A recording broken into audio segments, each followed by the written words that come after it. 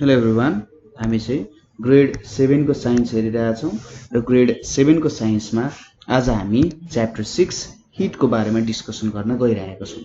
अब हामीले क्लास 6 मा पनि हिटको बारेमा पढिसकेका छौँ, केही कुराहरू पढेका थियौँ, अलिकति हेरे पनि थियौँ र यो क्लास 7 मा हामी यो कुरालाई अलिकति धेरै एक्सटेन्ड गरिरहेका छौँ। त्यहाँनिर केही कुराहरू खुलेको थिएनन् हैन। त्यहाँनिर जस्तै तातो हावा किन तल आउँछ, तातो हावा किन माथि जान्छ, चिसो हावा किन तल आउँछ भन्ने कुराहरू, त्यसैगरी सनलाइटले कसरी हिट दिन्छ भन्ने कुराहरू पनि खुलेको थिएनन्।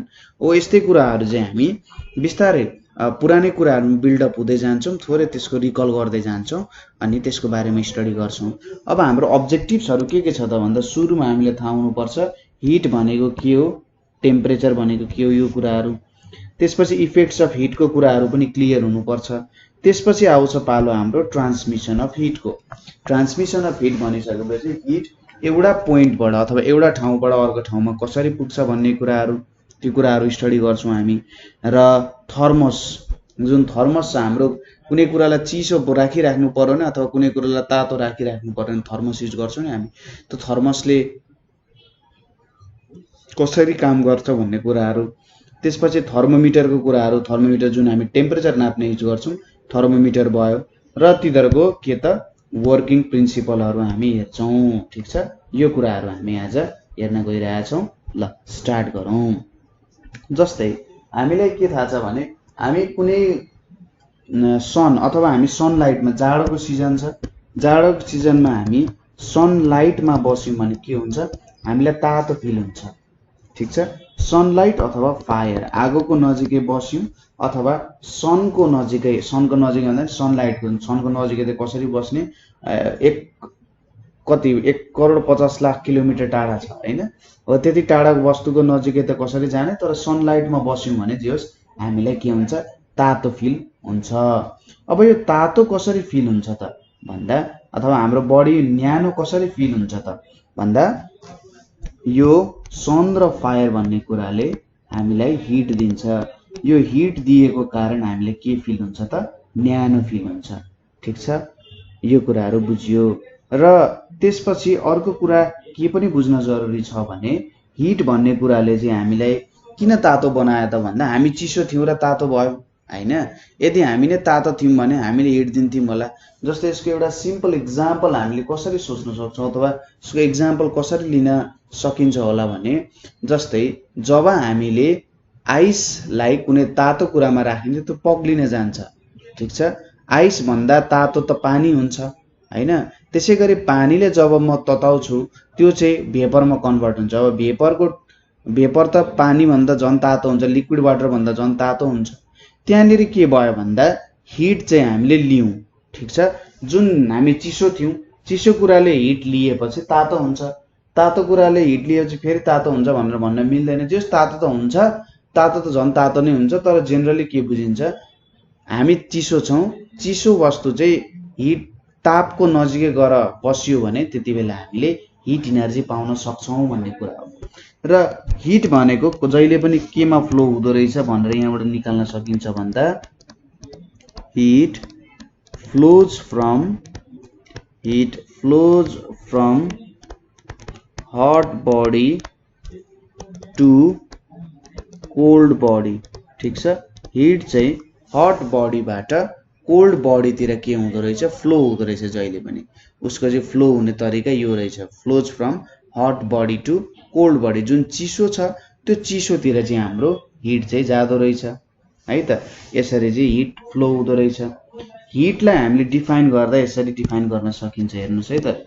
हिटलाई डिफाइन गर्दाखेरि हिट इज द टोटल, हामीले अगाडिको च्याप्टरमा नै पढाएको थियौँ, hit is the total kinetic energy, hit is the total kinetic energy of molecules, total kinetic energy of molecules that can अथवा that flows भनौँ, that can हैन, flows नै हुन्छ, that flows from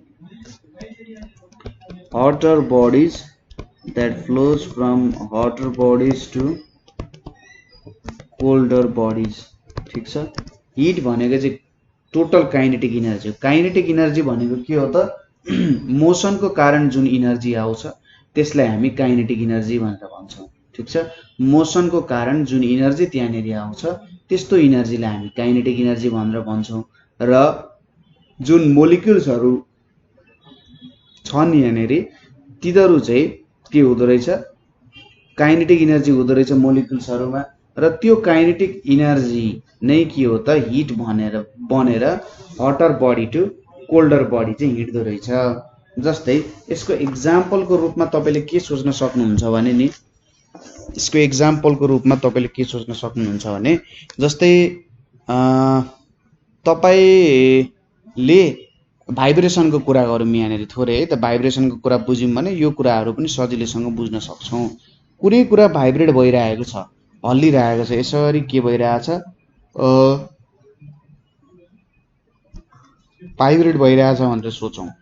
अब तपाईँ त भाइब्रेट भइराख्नु भएको छ, तर यो जतिको भाइब्रेट भइराख्नु भएको छैन। यो भाइब्रेसनलाई तपाईँले छुनुभयो भने तपाईँको औँला पनि के हुन जान्छ त, भाइब्रेसन हुन जान्छ।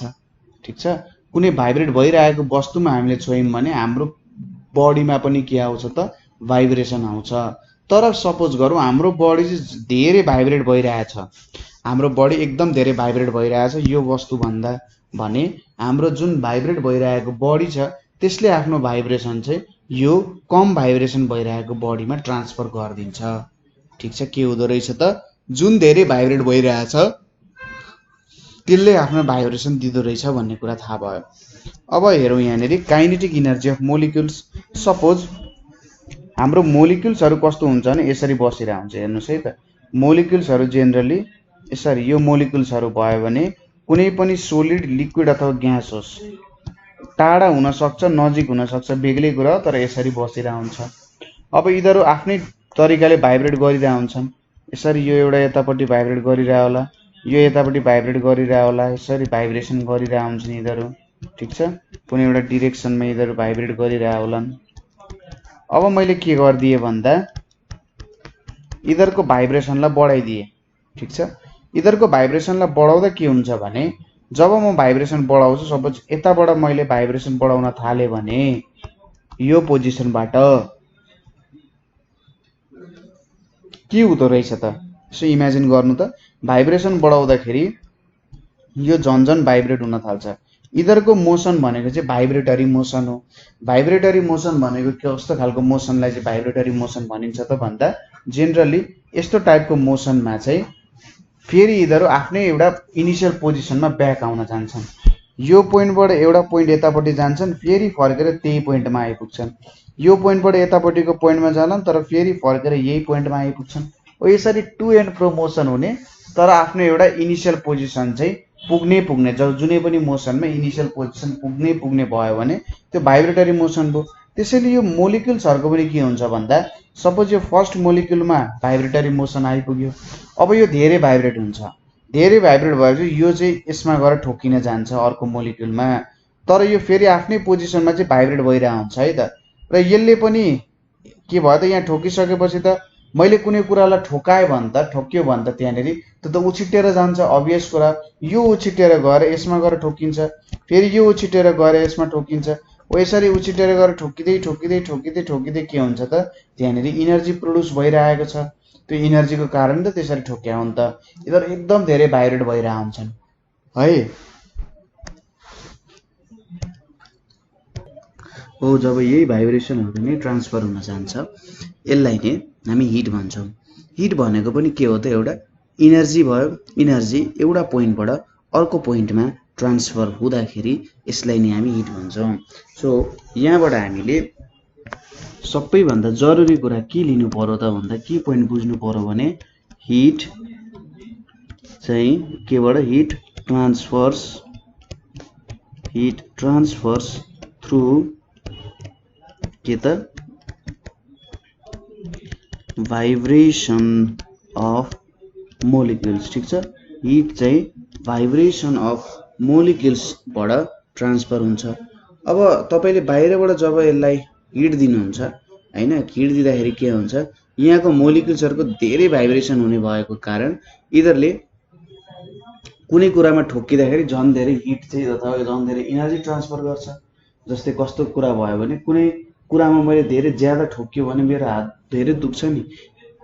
जब मोलिक्युल्सहरूले ठोकिन्छ तिनीहरूले चाहिँ as a form of heat चाहिँ आफ्नो इनर्जी तिनीहरूलाई दिने काम गर्छ र जति धेरै भाइब्रेसन त्यति धेरै हिट दिने भयो। ठिक छ। र जेनरली हिट मेजर गर्न युज हुने इन्स्ट्रुमेन्ट के हो त? क्यालोरीमिटर। क्यालोरीमिटर भन्ने इन्स्ट्रुमेन्टले हामीलाई हिट मेजर गर्न मद्दत पुर्याउँछ। अब मेजर सोर्स अफ हिट हाम्रो पृथ्वीमा सबैभन्दा मेजर सोर्स अफ हिट भनेको के हुन जान्छ त? सन हुन जान्छ। ठिक छ। सबैभन्दा मेजर सोर्स अफ हिट भनेको हाम्रो सन हुन जान्छ। त्यसै गरी अरू सोर्स अफ हिटहरू पनि छन् तर सन बिना चाहिँ अरू केही पनि काम दिँदैनन्। ठिक छ। जस्तै इलेक्ट्रिसिटीबाट पनि हामीले हिट प्रोड्युस गर्न सक्छौँ। जस्तै इलेक्ट्रिसिटी युज गरेर हामीले हिटर बाल्न सक्छौँ हैन। मेन कुरा त यही हो, हिटर बाल्न सक्छौँ। त्यसै गरी हाम्रो लाइट बल्बबाट पनि हिटहरू आइरहेको हुन्छ, ल्याम्पहरूबाट पनि हिटहरू आइरहेको हुन्छ हैन। यसरी काम गर्न सक्यो। त्यसै गरी फ्रिक्सन भनेको जस्तै तपाईले दुईटा हाम्रो जुन हात छ दुईटा हातलाई यसरी के गर्नुभयो? रगड्नु भयो। दुईटा हातलाई रगड्नु भयो भने के हुन्छ? फ्रिक्सन हुन्छ। फ्रिक्सनबाट हिट प्रोड्युस हुन्छ। त्यसै गरी अर्को भनेको केरोसिन पनि भयो। केरोसिनबाट पनि हिट प्रोड्युस गर्न सक्नुहुन्छ। केरोसिन, पेट्रोल, त्यसै गरी कुकिङ ग्यास हैन, यो सबैबाट हामीले हिट प्रोड्युस गर्न सक्छौँ। त्यसै गरी डिजेल भयो, यो सबै कुराहरूबाट हामीले हिट प्रोड्युस गर्न सक्छौँ। अब यसको एउटा इक्जाम्पल लिउँ, त्यहाँबाट हिट कसरी निक्लिँदो रहेछ भन्ने कुरा आउँछ। सपोज हाम्रो फ्युल छ है, तपाईहरुलाई थाहा छ गाडीहरूमा के युज हुन्छ? फ्युल युज हुन्छ ताकि गाडी अगाडि बढोस्। गाडीको फ्युल बिना गाडी अगाडि बढ्न सक्दैन। अब यो फ्युलमा के हुन्छ त? केमिकल एनर्जी हुन्छ। यो फ्युलमा चाहिँ स्टोर्ड फर्ममा केमिकल एनर्जी हुन्छ। केमिकल एनर्जी चाहिँ यो फ्युलमा स्टोर भएर बसेको हुन्छ। जब यो केमिकल एनर्जीमा हामी ट्रान्सफर्मेसन गर्छौँ, ट्रान्सफर्मेसन गर्दाखेरि यसले के दिन्छ त? यो केमिकल एनर्जीले हामीलाई हिट एनर्जी दिन्छ। ठिक छ। यो केमिकल एनर्जीले हामीलाई हिट एनर्जी दिने काम गर्छ। त्यसपछि आउँछ अर्को इलेक्ट्रिक आइरन। यहाँनिर अर्को त्यसपछि के आउँछ त? इलेक्ट्रिक आइरन भन्ने कुरा आउँछ। इलेक्ट्रिक आइरन भनेको तपाईलाई थाहा नै छ, यो पानी तताउन पनि जेनरली युज भइरहेको हुन्छ रडहरू, त्यो इलेक्ट्रिक आइरन हुन गयो। अब इलेक्ट्रिक आइरनमा सुरुमा के आउँछ? इलेक्ट्रिक एनर्जी आउँछ अथवा इलेक्ट्रिकल एनर्जी आउने भयो। अब यो इलेक्ट्रिकल एनर्जी चाहिँ केमा कन्भर्ट हुन्छ? हिट एनर्जीमा कन्भर्ट हुन्छ। यसले यहाँ भित्रको जुन आइरनमा युज हुने तारहरू हुन्छ, टङ्स्टेन फिलामेन्ट हैन, यसमा युज हुने चाहिँ अर्को क्रोमियमहरू के तारहरू हुन्छ। यो तारहरूले चाहिँ धेरै हिट सहन सक्छ। अब कुनै अब्जेक्ट हुन्छ थोरै हिटमा पनि पग्लिन सक्छ, हो त्यस्तो अब्जेक्ट युज गर्नु भएन टङ्स्टेन भन्छ है। टङ्स्टेनहरू टाइपको मेटेरियलहरू युज हुन्छ, हो त्यस्तो मेटेरियलहरू यहाँनिर युज हुन्छ। ठिक छ। अब त्यो हिट एनर्जी पनि अरू फर्ममा कन्भर्ट हुन सक्छ। जस्तै यो इलेक्ट्रिकल आइरनलाई मैले एकदमै धेरै तताएँ। ठिक छ।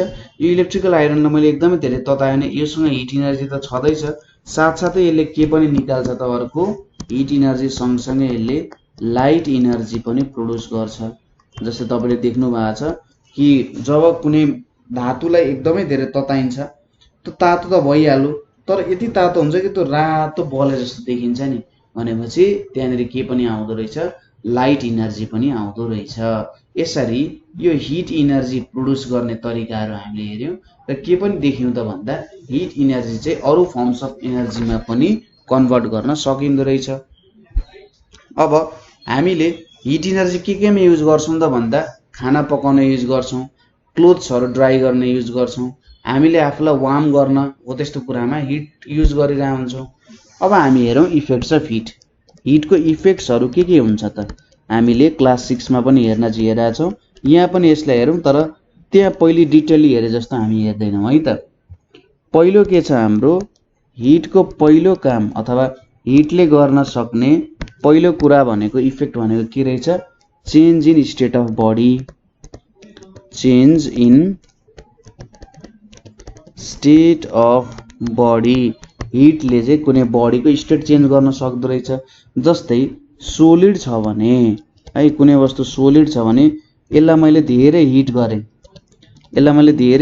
भने के हुन्छ, यसको मोलिक्युल्सहरू, सोलिडको प्रपर्टी भनेको के हुन्छ भने, जस्तै यो सोलिड वस्तु जुन छ यसको प्रपर्टी के हुन्छ भने मोलिक्युल्स आर नियर हुन्छ, टाइटली प्याक्ड हुन्छ, ठीक छ, एकदम टाइटली प्याक्ड मोलिक्युल्सहरू हुन्छ, एकदम नजिकै खाँदिएर बसेको हुन्छ है त। जब सोलिड टाइटली प्याक्ड हुनुको मतलब त्यही भएर सोलिड हुन्छ कि दह्रो मेटेरियल हुन्छ। जब म यसलाई हिट गर्छु यो टाइटली प्याक्ड मोलिक्युल्सहरू चाहिँ एकअर्काभन्दा टाढा जान सक्छन् र यो मोलिक्युल्सहरू बीच एउटा फोर्स हुन्छ, ठीक छ, इन्टरमोलिक्युलर फोर्स हुन्छ। यो मोलिक्युल्सहरू सपोज यहाँनिर हेरौँ, यो मोलिक्युल्सहरू भयो, यिनीहरू बीच एउटा फोर्स हुन्छ, जसलाई हामी के भन्छौँ, इन्टरमोलिक्युलर फोर्स भनेर भन्छौँ। यो इन्टरमोलिक्युलर फोर्सको कारण अब सोलिडहरूको मोलिक्युल्सहरू नजिक पनि हुन्छन्, नजिक हुँदाखेरि इन्टरमोलिक्युलर फोर्स ज्यादा हुन्छ, टाढा भयो भने इन्टरमोलिक्युलर फोर्स थोरै हुन जान्छ। जब यो सोलिडलाई मैले तताउँछु यो मोलिक्युल्सहरू एकअर्काको टाढा जान थाल्छन्, ठीक छ, यिनीहरू टाढा गएपछि के हुन्छ, यिनीहरूको इन्टरमोलिक्युलर फोर्सहरू चाहिँ कम हुने भयो। इन्टरमोलिक्युलर फोर्स कम हुने बित्तिकै के हुन्छ भने सुरुमा चाहिँ यिनीहरूको भोल्युम त एउटै रहन्छ, चेन्ज भएन, तर सेप चाहिँ एउटै हुँदैन, यो जतातिर पनि जान सक्छ, यो मोलिक्युल्स यतातिर पनि सर्न सक्छ, यो मोलिक्युल्स यतातिर पनि सर्न सक्छ, यो मोलिक्युल्स अब यिनीहरू बीच पनि छ नि, यो मोलिक्युल्स यतातिर पनि सर्न सक्छ, यो मोलिक्युल्स यतातिर पनि सर्न सक्छ। यहाँबाट के देखियो, जस्तै हामीले के देखाएको छौँ, सोलिडबाट केमा कन्भर्ट हुने रहेछ त यो लिक्विडमा कन्भर्ट हुने रहेछ। हामीले के देखाएको छौँ, पानी जुन वस्तु छ, पानीलाई मैले एउटा भाँडोमा हाल्यो भने भाँडोको सेप लिन्छ, ग्लासमा हाल्यो भने ग्लासको सेप लिन्छ, जस्तो बडीमा हाल्छ त्यस्तो सेप लिन्छ नि। किन लियो त भन्दाखेरि यिनीहरूको सेप चेन्ज गर्न सक्छन्। कसरी गर्न सक्दो रहेछ भन्दा मोलिक्युल्सहरू यति टाढा हुन्छन् कि यिनीहरूको पोजिसन चेन्ज भयो भने पनि खासै फरक नपर्ने रहेछ, तर ओरिजिनल भोल्युम जति छ त्यही ओरिजिनल भोल्युमै रहन्छ, ठीक छ। अब फर्दर मैले के गरेँ, लिक्विडलाई हिट गर्न थालेँ। फर्दर मैले लिक्विडलाई हिट गरेँ भने यो चाहिँ केमा कन्भर्ट हुने भयो त, लिक्विडलाई हिट गऱ्यो भने यो ग्यासमा कन्भर्ट हुन जान्छ। लिक्विडलाई हिट गऱ्यो भने अब ग्यासमा कन्भर्ट हुनु भनेको यो मोलिक्युल्सहरू जुन छ यो मोलिक्युल्सहरू यति टाढा हुन जान्छन् कि न यिनीहरूको सेप कन्स्ट्यान्ट हुन्छ न यिनीहरूको भोल्युम नै कन्स्ट्यान्ट हुन्छन्। यति टाढा जाने भयो कि यो केही कुराहरू पनि यिनीहरूको कन्स्ट्यान्ट हुने भएन, ठिक छ, कुरा बुझ्यो। त्यसैले यो ग्यास हुन्छ। अब तपाईँले ग्यासलाई कुल गर्नुभयो भने यो लिक्विड हुन्छ र लिक्विडलाई तपाईँले कुल गर्नु भएन यो सोलिड हुन जान्छ। तपाईँले बुझ्नुभयो इन्टरमोलिकुलर फोर्स। सोलिड किन सोलिड हुन्छ त भन्दा यिनीहरूको मोलिकुल्स एकदम नजिक हुन्छन्, त्यही भएर यिनीहरूको इन्टरमोलिकुलर फोर्स एकदम ज्यादा हुन्छ। इन्टरमोलिकुलर फोर्स ज्यादा भइसकेपछि के हुन्छ, यिनीहरूको सेप, भोल्युम, साइज सेम रहन्छ। जब म यसमा हिट दिन्छु, हिट दिएपछि एउटा सर्टेन पोइन्ट पछि के हुँदो रहेछ भने यिनीहरूको मोलिकुल्सहरूको बीचको फोर्स यति कम हुन्छ कि त्यो मोलिकुल्सहरूले सजिलैसँग पोजिसन फेर्न सक्छन्। एउटा पोइन्टबाट अर्को पोइन्ट, एउटा अर्को पोइन्टबाट अर्को पोइन्टमा जान सक्छन्।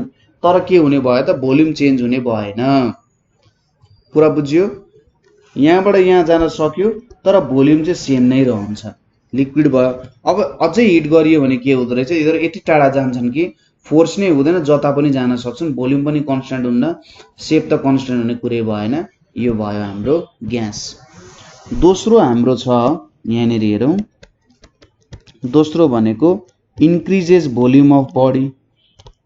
Increases volume of body. Volume भनेको के हो त, कुनै अब्जेक्टको भोल्युम भनेको कति स्पेस अकुपाई गर्छ, कति स्पेस अकुपाई गर्छ भन्नु नै के हुन जान्छ त, भोल्युम हुन जान्छ। जब मैले हिट गर्छु यो मोलिकुल्सहरू त टाढा टाढा जाने रहेछन्। टाढा टाढा जानुको मतलब त यिनीहरूले धेरै स्पेस अकुपाई गर्ने रहेछन्। त्यही भएर यसले चाहिँ भोल्युम धेरै अकुपाई गर्छ अथवा भोल्युम इन्क्रिज गर्छ जब म हिट गर्छु। त्यसै गरी increases temperature of body. Increases temperature increases temperature of body. अब टेम्परेचर भनेको के हो त? टेम्परेचर भनेको चाहिँ हटनेस अर कोल्डनेस हो। Hotness or coldness of a बडीलाई के भनिन्छ? हामीले टेम्परेचर भनेर भन्न सकिन्छ। जब हामी कुनै कुरालाई हिट गर्छौं के हुन्छ? त्यसको हटनेस बढ्न जान्छ कि जाँदैन? बढ्न जान्छ। ठीक छ, के हुन जाँदो रहेछ? त्यसको हटनेस बढ्दो रहेछ, त्यो हट हुँदै जाँदो रहेछ। भनेपछि जब मैले हिट दिन्छु त्यसको टेम्परेचर बढ्दै बढ्दै बढ्दै जाने रहेछ भन्ने कुरा भन्न सकिन्छ। फोर्थमा के छ? डिजल्भ्स अ सोल्युट इन सल्भेन्ट। कुनै बेला के हुन्छ भने सपोज मैले पानी लिए, पानीमा चिनी घोलेको घोले गर्न थाले, एउटा यस्तो पोइन्ट आउँछ जति बेला अब चिनी नै घोलिन छोड्छ। ठीक छ, अब मैले त्यसमा हिट दिए भने के हुन्छ त? फेरि त्यहाँनेरि चिनी घोलिन थाल्छ। ठीक छ, त्यही भनेको के भयो? सोल्युट र सल्भेन्ट भनेको। सोल्युट भनेको जस्तै हाम्रो यहाँनेरि के बुझ्न सकिन्छ? सोल्युट भनेको साल्ट सुगरहरू सोल्युट भयो भने सोल्भेन्ट भनेको साल्ट सुगरलाई डुबाउने भनेको वाटर। ठीक छ, साल्ट सुगर सोल्युट भयो भने वाटर भनेको हाम्रो के भयो त? सोल्भेन्ट हुन गयो। ठीक छ, अब अर्को छ हाम्रो heat changes colour of body. Heat changes colour of body. हिटले के गर्दो रहेछ? कुनै पनि बडीको कलर चेन्ज गर्दो रहेछ। जस्तै यो मसँग एउटा आइरन छ अरे, सपोज गर्नुहोस् यहाँ मैले एउटा आइरन रड लिए। अब यो आइरन रडमा मैले हिट दिए भने के हुँदो रहेछ त? यो बिस्तारै यस्तो खालको रेड फर्ममा जाँदो रहेछ। जति मैले हिट दिन्छु यो रातो हुँदै अरू अरू कलरमा निक्लिँदै जाँदो रहेछ। हो, हिटले के गर्दो रहेछ त? कलर चेन्ज गर्दो रहेछ। Heat changes colour of body. त्यसै गरी अर्को पोइन्ट हाम्रो के छ त? Heat causes chemical change. Heat causes chemical change भन्ने कुरा, हिटको कारण चाहिँ कुनै पनि बडीमा केमिकल चेन्ज आउँदो रहेछ भन्ने कुराहरू छ। ठीक छ, अब पहिले के थियो भन्दा रोमन्सहरू जुन छ, रोमको मान्छेहरू, तिनीहरूले चाहिँ हिटिङ सिस्टम युज गर्थे। त्यो हिटिङ सिस्टमलाई चाहिँ हाइपोकस्ट भन्दो रहेछ। HYPOCAUST हाइपोकस्ट। यसले के गर्दो रहेछ भन्दाखेरि यो फर्नेस जुन हुन्छ, फर्नेस भनेको यो मेटलहरू बनाउने ठाउँ एकदम तातो हुन्छ, त्यो फर्नेसको हिट चाहिँ फ्लोर र वाल्सको थ्रुबाट पठाउँदो रहेछन् है। हाम्रो जुन फ्लोर र वाल्स हुन्छ त्यस्तोको थ्रुबाट यो फर्नेसको हिट पठाएर के गरिन्दो रहेछ? घरहरूलाई तातो बनाइन्दो रहेछ। ठीक छ, फर्नेसको हिट चाहिँ यो फ्लोर र वालहरूबाट गएर घरहरूमा पुर्याएर एकदम तातो बनाउने कामहरू हुँदो रहेछ। ठीक छ, यो भयो। अब हामी हेरौँ ट्रान्समिसन अफ हिट।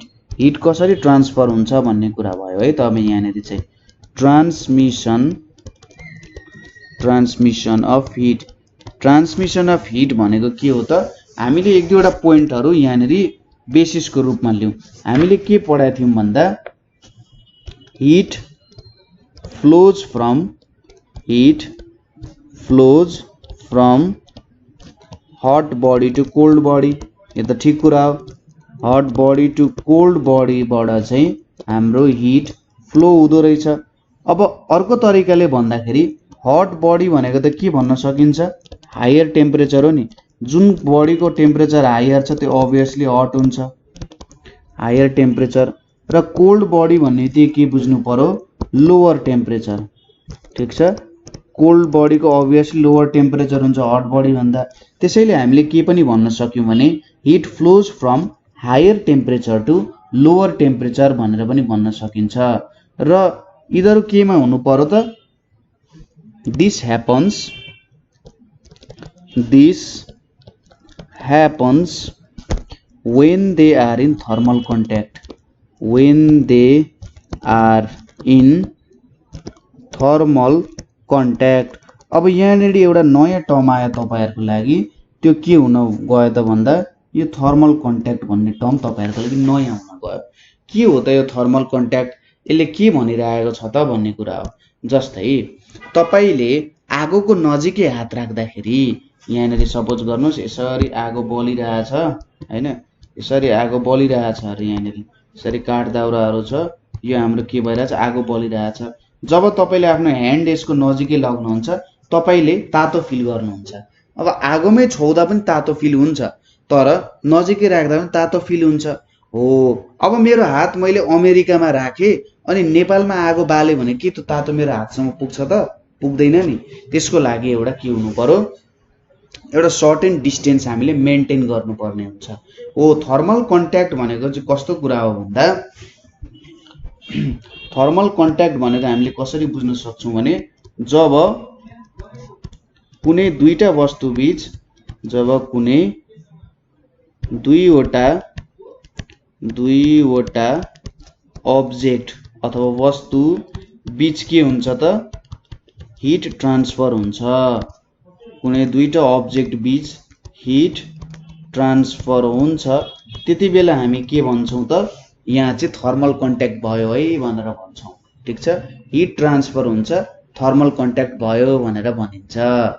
कुरा बुझ्यो? र कति बेलासम्म थर्मल कन्ट्याक्ट भइराख्छ त भन्दाखेरि, अथवा थर्मल कन्ट्याक्ट भनेको हिट ट्रान्सफर हुन्छ भन्दा जति बेलासम्म दुईटा बडीको टेम्परेचर सेम रहँदैन त्यति बेलासम्म के हुन्छ थर्मल कन्ट्याक्ट रहिरहन्छ। ठीक छ, जति बेलासम्म त्यो दुईटा अब्जेक्ट जुन छ तिनीहरूको टेम्परेचर सेम हुँदैन त्यति बेलासम्म थर्मल कन्ट्याक्ट भइरहन्छ। छुनु मात्रै हैन, कन्ट्याक्ट भनेको छुनु मात्रै होइन, के हुन्छ त नजिकै पुग्दाखेरि जब हिट ट्रान्सफर हुने पोइन्ट आउँछ त्यो नै हाम्रो थर्मल कन्ट्याक्ट हो। अब हामीले यहाँ डिफिनेसन दिन सक्छौं, के दिन सक्छौं त भने transfer of heat, transfer of heat from a hotter body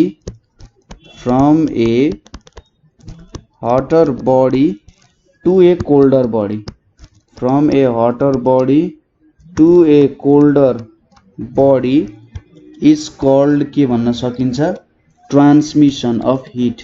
ठीक छ, जब एउटा हटर बडीबाट एउटा कोल्डर बडीमा हिट ट्रान्सफर हुन्छ त्यति बेला हामी त्यसलाई ट्रान्समिसन अफ हिट भनेर भन्न सक्छौं। ठीक छ, यही कुरा हो, सिम्पल कुरा छ। ट्रान्समिसन भनेको एउटा पोइन्टबाट अर्को पोइन्टसम्म पुग्ने। र हामीसँग तीनटा मेथड छ ट्रान्समिसन अफ हिटको लागि। के छ त भन्दा एउटा छ हाम्रो कन्डक्सन, एउटालाई हामी कन्डक्सन भन्छौं, दोस्रो भनेको के हो कन्भेक्सन, र तेस्रो हाम्रो के छ रेडिएसन।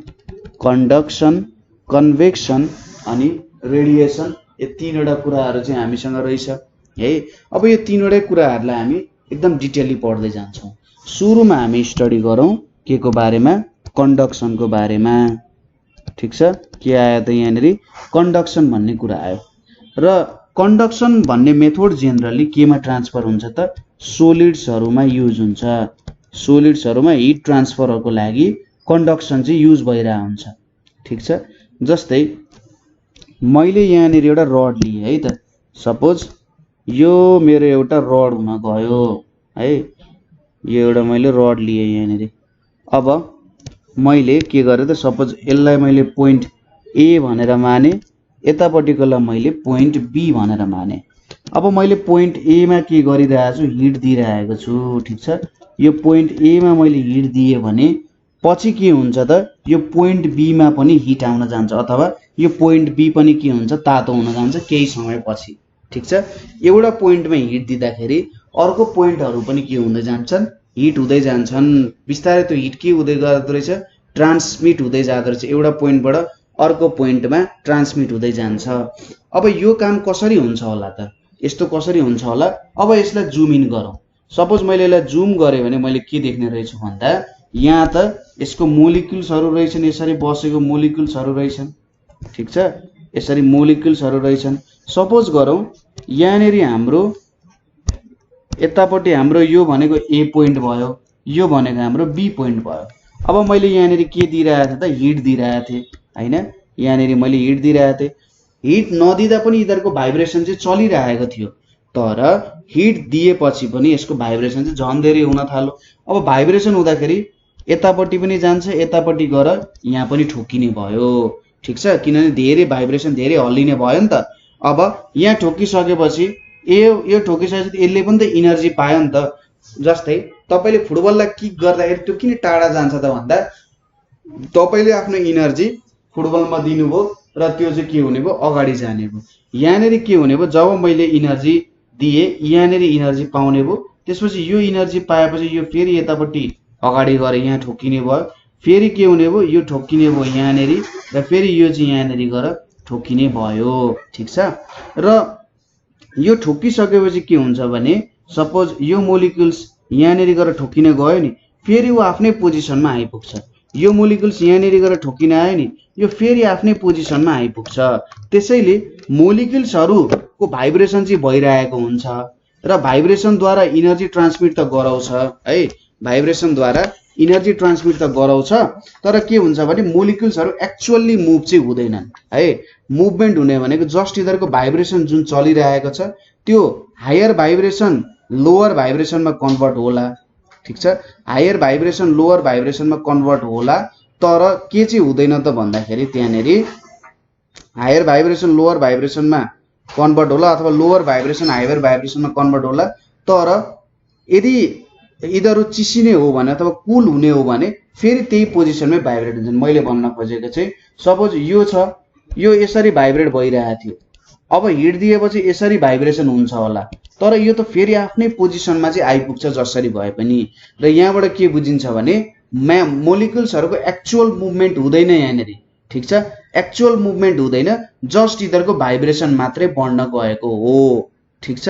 जस्ट के हो त यिनीहरूको भाइब्रेसन्स मात्रै बढ्न गएको हो। ठिक छ। यति नै कुरा हो। ल यसरी के हुँदो रहेछ, भाइब्रेसन ट्रान्सफर हुँदै हुँदै पोइन्ट बीमा पुग्दो रहेछ। यो चाहिँ हाम्रो के भयो त, कन्डक्सनमा यस्तो काम हुँदो रहेछ।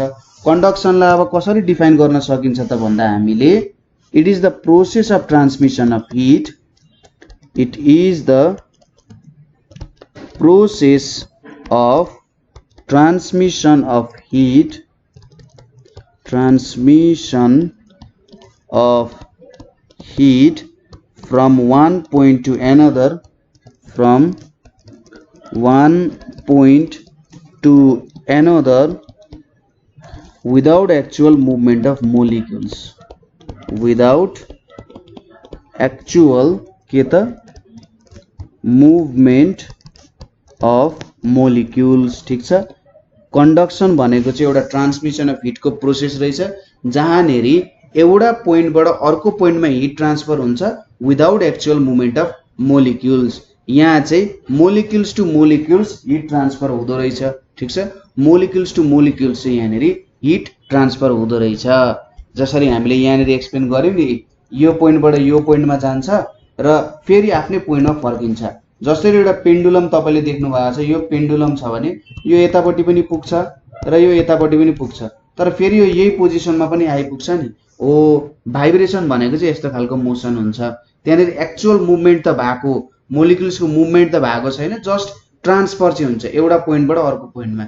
हामीले पहिले कम्प्रेसन एन्ड रेयरफ्याक्सन भनेर पढाएको थियौँ नि, साउन्ड इनर्जी ट्रान्सफर हुँदाखेरि हो त्यस्तै प्रोसेस हुन्छ क्या यहाँ पनि। जस्ट के हुन्छ, भाइब्रेसनले गर्दा एउटा पोइन्ट। अनि अब के भयो हेर्नुहोस् त, यसले आफ्नो भाइब्रेसन यसलाई दियो नि, अब मैले यसमा हिट दिन छोड्ने भने फेरि यसको पुरानो ओरिजिनल भाइब्रेसन जस्तो थियो त्यही भाइब्रेसनमा आउन जान्छ है। मोलिक्युल्सहरू चाहिँ जहिले भाइब्रेट गरिरहेको हुन्छ त्यति कुरा तपाईँहरू बुझ्ने। ठिक छ। मोलिक्युल्सहरू आफ्नै पोजिसनमा जहिले पनि भाइब्रेसनमै हुन्छन्। ठिक छ। ल यति कुरा बुझ्यौँ हामीले। यो भयो हाम्रो कन्डक्सनको कुरा। अब हामी यसको केही एक्सपेरिमेन्ट, अब कन्डक्सन कसरी हुन्छ भन्ने कुरा त हामीले बुझ्यौँ। यसलाई अब मेकानिजम भनेर म यसको पोइन्टहरू पनि लेखिदिन्छु है त। मेकानिजम भनेर पोइन्टहरू पनि लेखिदिन्छु कसरी कन्डक्सन हुन्छ भन्ने, किनभने यो एक्जाम पोइन्ट अफ भ्यूमा पनि इम्पोर्टेन्ट छ। जस्तै के हुन्छ, सोलिडको मोलिक्युल क्लोजली प्याक्ड हुन्छ। सोलिडको मोलिक्युल्सहरू के हुन्छ, क्लोजली प्याक्ड हुन्छ। ठिक छ। क्लोजली प्याक्ड हुन्छ भन्नुको मतलब यिनीहरूको मोलिक्युल्स एकदमै नजिक हुन्छन्, जसको कारण इन्टरमोलिकुलर फोर्स अफ एट्र्याक्सन ज्यादा हुन्छ र यिनीहरूको सेप र भोल्युमहरू त्यति सजिलै चेन्ज हुँदैनन्। त्यसै गरी दे क्यानट मुभ फ्रिली। अर्को पोइन्ट भनेको क्लोजली प्याक्ड भएको कारण they cannot move freely. Closely packed भइसकेपछि त हल्लिन पाएन नि त, तपाईहरुले चारजना साथीहरु यसरी घेरामा बस्नु भएको छ, एउटाले अर्कोको हात पक्र्यो, अर्कोले अर्कोको हात यसरी पक्र्यो भने त तपाईहरु कोही छुटेर जान चाहनुहुन्छ भने त सजिलै छुट्न सक्नु हुँदैन नि। यहाँ पनि के हुन्छ, सपोज यो मोलिक्युल भयो, यता मोलिक्युल हुन्छ, यता मोलिक्युल हुन्छ, यता मोलिक्युल हुन्छ, यता यसलाई पनि तान्छ, यसले पनि तान्छ, यसले पनि तान्छ, यसले पनि तान्छ। चारैतिरबाट तानिसकेपछि त यो बीचमै रहने भयो, सजिलैसँग हल्लिन सक्ने भएन। त्यही भएर दे क्यानट मुभ फ्रीली। तर के हुन्छ भने they vibrate about their fixed position. कस्तो हुन्छ त भाइब्रेसनमा भन्दा, सपोज यो मेरो मोलिक्युल भयो भने यो मोलिक्युल यहाँनेरि पुग्छ, फेरि यही पोजिसनमा फर्किन्छ, फेरि यतानेरि यो पोजिसनमा पुग्छ, फेरि यहाँनेरि फर्किन्छ। ओ यसरी चाहिँ मोलिक्युल भाइब्रेट भइरहेको हुन्छ आफ्नै पोजिसनमा। ठिक छ, कुरा क्लियर भयो। They vibrate about their fixed positions भन्ने कुरा भयो। र जति बेला हामी हिट दिन्छौँ यिनीहरूले, वेन हिट इज गिभन के हुन्छ, अब हिट दिएपछि वेन हिट इज गिभन, अब हिट दिएको कन्डिसनमा के हुन्छ भने they vibrate more rapidly. They vibrate more rapidly. ठिक छ, तिनीहरू चाहिँ मोर ऱ्यापिडली के हुन जान्छन्, भाइब्रेसन हुन जान्छन्। अब मोर ऱ्यापिडली भाइब्रेट भइसकेपछि के हुन्छ त, धेरै ऱ्यापिडली भाइब्रेट भइसकेपछि दे ट्रान्सफर दिस इनर्जी। धेरै भाइब्रेसन हुनुको कारण के हो, इनर्जी हुन्छ त्यसमा। They transfer this energy to neighbouring molecules. ठिक छ, आफ्नो छिमेकी मोलिक्युल्सहरूलाई के गर्ने रहेछन्, यिनीहरूले त्यो भाइब्रेसनल इनर्जी ट्रान्सफर गर्ने रहेछन्, जुन चाहिँ तिनीहरूको नजिकै छ। ठिक छ, जुन नजिकै छ त्यसलाई ट्रान्सफर गर्ने रहेछ। यसलाई ट्रान्सफर गर्ला, यसलाई ट्रान्सफर गर्ला, यसलाई ट्रान्सफर गर्ला। यसरी चाहिँ यिनीहरूले भाइब्रेसनहरू ट्रान्सफर गर्दै गर्दै जाने रहेछन् र बिस्तारै त्यहाँबाट एउटा पोइन्टबाट अर्कोमा सोलिडमा पुग्दै जाँदो रहेछ। यहाँबाट के बुझ्न सकिन्छ भने एउटा मोलिक्युलबाट अर्को मोलिक्युलमा ट्रान्सफर हुँदो रहेछ, तर यो मोलिक्युल त यहाँनेरि पुगेको होइन नि। यसले त यसलाई इनर्जी दियो, फेरि यसलाई इनर्जी दियो, यसलाई इनर्जी दियो, यसरी एउटाबाट अर्कोमा पुगेको हो, तर यही मोलिक्युल यहाँनेरि पुगेको होइन। त्यसैले मोलिक्युल्सहरू मुभ हुँदैन, त्यहाँनेरि तिनीहरूले एउटाबाट अर्कोमा के दिइरहेको हुन्छन् त, इनर्जी ट्रान्सफर गरिरहेको हुन्छन्। त्यसैले यो चाहिँ कन्डक्सन हुन गयो। अब यसले एक्सपेरिमेन्टली कसरी गर्न सक्नुहुन्छ म तपाईहरुलाई बुझाइदिन्छु है त। सपोज एउटा यसरी तपाईहरुले के लिन सक्नुहुन्छ त भन्दाखेरि हाम्रो स्ट्यान्ड लिने है। यो एउटा स्ट्यान्ड भयो तपाईहरुको। यो स्ट्यान्डमा तपाईहरुले यहाँ एउटा रड छ है, स्ट्यान्डमा एउटा रड छ। अब यो रडको तलपट्टि के लाउने त, यो रडको तलपट्टि चाहिँ यसरी व्याक्स लाउने है। रातो व्याक्स लाउँदा पनि हुन्छ, जस्तो कलरको व्याक्स छ व्याक्स लाउने। व्याक्स लगाइसकेपछि यहाँनेरि के गर्ने, काँटीहरू टाँस्ने। यसरी के गर्ने, काँटीहरू टाँस्ने। ठिक छ, काँटीहरू टाँस्ने र काँटीहरू इक्वल डिस्टेन्समा टाँस्ने है त। काँटीहरू इक्वल डिस्टेन्समा टाँस्ने। सपोज यो काँटी 1 भयो, यो 2 भयो, यो 3 भयो, यो 4 भयो, 5 भयो। अब तपाईले के गर्नुहुन्छ, यो पोइन्टमा हिट दिँदै जानुहुन्छ। ठिक छ, यो पोइन्टमा तपाईले के गर्नुभयो, हिट दिँदै जानुभयो। जब हिट दिँदै जानुहुन्छ तपाईले देख्नुहुन्छ सुरुमा यो 1 नम्बरको काँटी के हुन्छ त, तल झर्न जान्छ। ठिक छ, त्यसपछि 2 नम्बर, सुरुमा 1 नम्बरको काँटी झर्छ, त्यसपछि 2, त्यसपछि 3, त्यसपछि 4, त्यसपछि 5। ठिक छ, भनेपछि यहाँबाट के बुझियो भने मैले यहाँनेरि हिट गरे नि, यहाँनेरि हिट गर्दाखेरि त सुरुमा हिट त 1 नम्बरको काँटीमा पुग्छ। 1 नम्बरको काँटीमा पुग्दै व्याक्स तातियो, व्याक्स पग्लेपछि त्यो तल झर्छ। त्यसपछि नाइबरिङ मोलिक्युल्सहरुको हिट हुँदै हुँदै 2 मा पुग्छ। 2 मा पुगेपछि 2 को झर्छ, त्यसपछि 3 को झर्छ, त्यसपछि 4 को झर्छ अनि 5 को झर्छ। र यति भइसकेपछि त्यहाँनेरि के हुन जान्छ त, कन्डक्सनको प्रोसेस हामीले देख्न सक्छौं। कुरा बुझ्यो, यति कुराहरु बुझ्यो। अब एउटा यहाँनेरि टर्म छ गुड कन्डक्टर्स र ब्याड कन्डक्टर्स भन्ने। गुड एन्ड ब्याड कन्डक्टर्स भन्ने छ। अब तपाईले देख्न सक्नुहुन्छ कि यदि तपाईले यो जुन येलो कलरको छ नि, यो रड हो। यदि यो रड तपाईले मेटलको बनाउनु भएको छ भने एकदम मजाले हिट ट्रान्सफर हुन्छ। एउटा पोइन्टबाट अर्को पोइन्ट 1 बाट 5 सम्म सजिलै आनन्दले ट्रान्सफर हुन्छ। तर यही कुरा तपाईले प्लास्टिक अथवा वुडले बनाउने हो भने यस्तो इफेक्ट देख्न एकदमै गाह्रो हुन्छ। ठीक छ, प्लास्टिक अथवा वुडले हेर्दाखेरि हिट त ट्रान्सफर हुन्छ एउटा पोइन्टबाट अर्को पोइन्टमा, तर एकदम गाह्रो तरिकाले ट्रान्सफर हुन्छ। जति सजिलै हाम्रो यो मेटलमा ट्रान्सफर भइरहेको थियो, काठ अथवा प्लास्टिकमा त्यति सजिलै ट्रान्सफर हुन सक्दैन हो। कुनै वस्तुमा हिट राम्ररी ट्रान्सफर हुन सक्ने रहेछ, कुनै वस्तुमा सजिलैसँग ट्रान्सफर नहुन सक्ने रहेछ। तिनीहरूलाई नै गुड र ब्याड कन्डक्टर्स भनिन्छ। गुड कन्डक्टर्सहरू भनेको चाहिँ कस्तो हो भन्दा solid substances which allow heat to conduct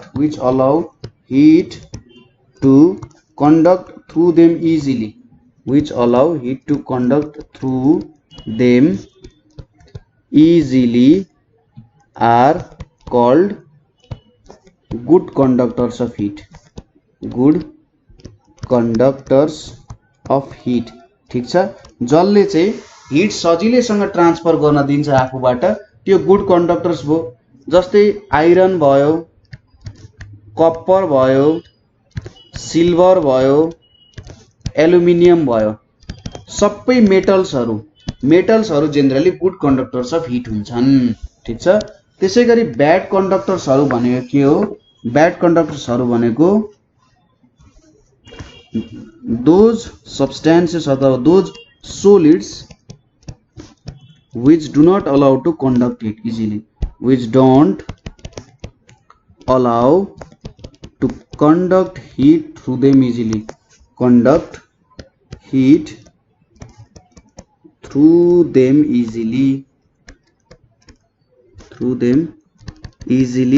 are के हो त? ब्याड कन्डक्टर्स हो।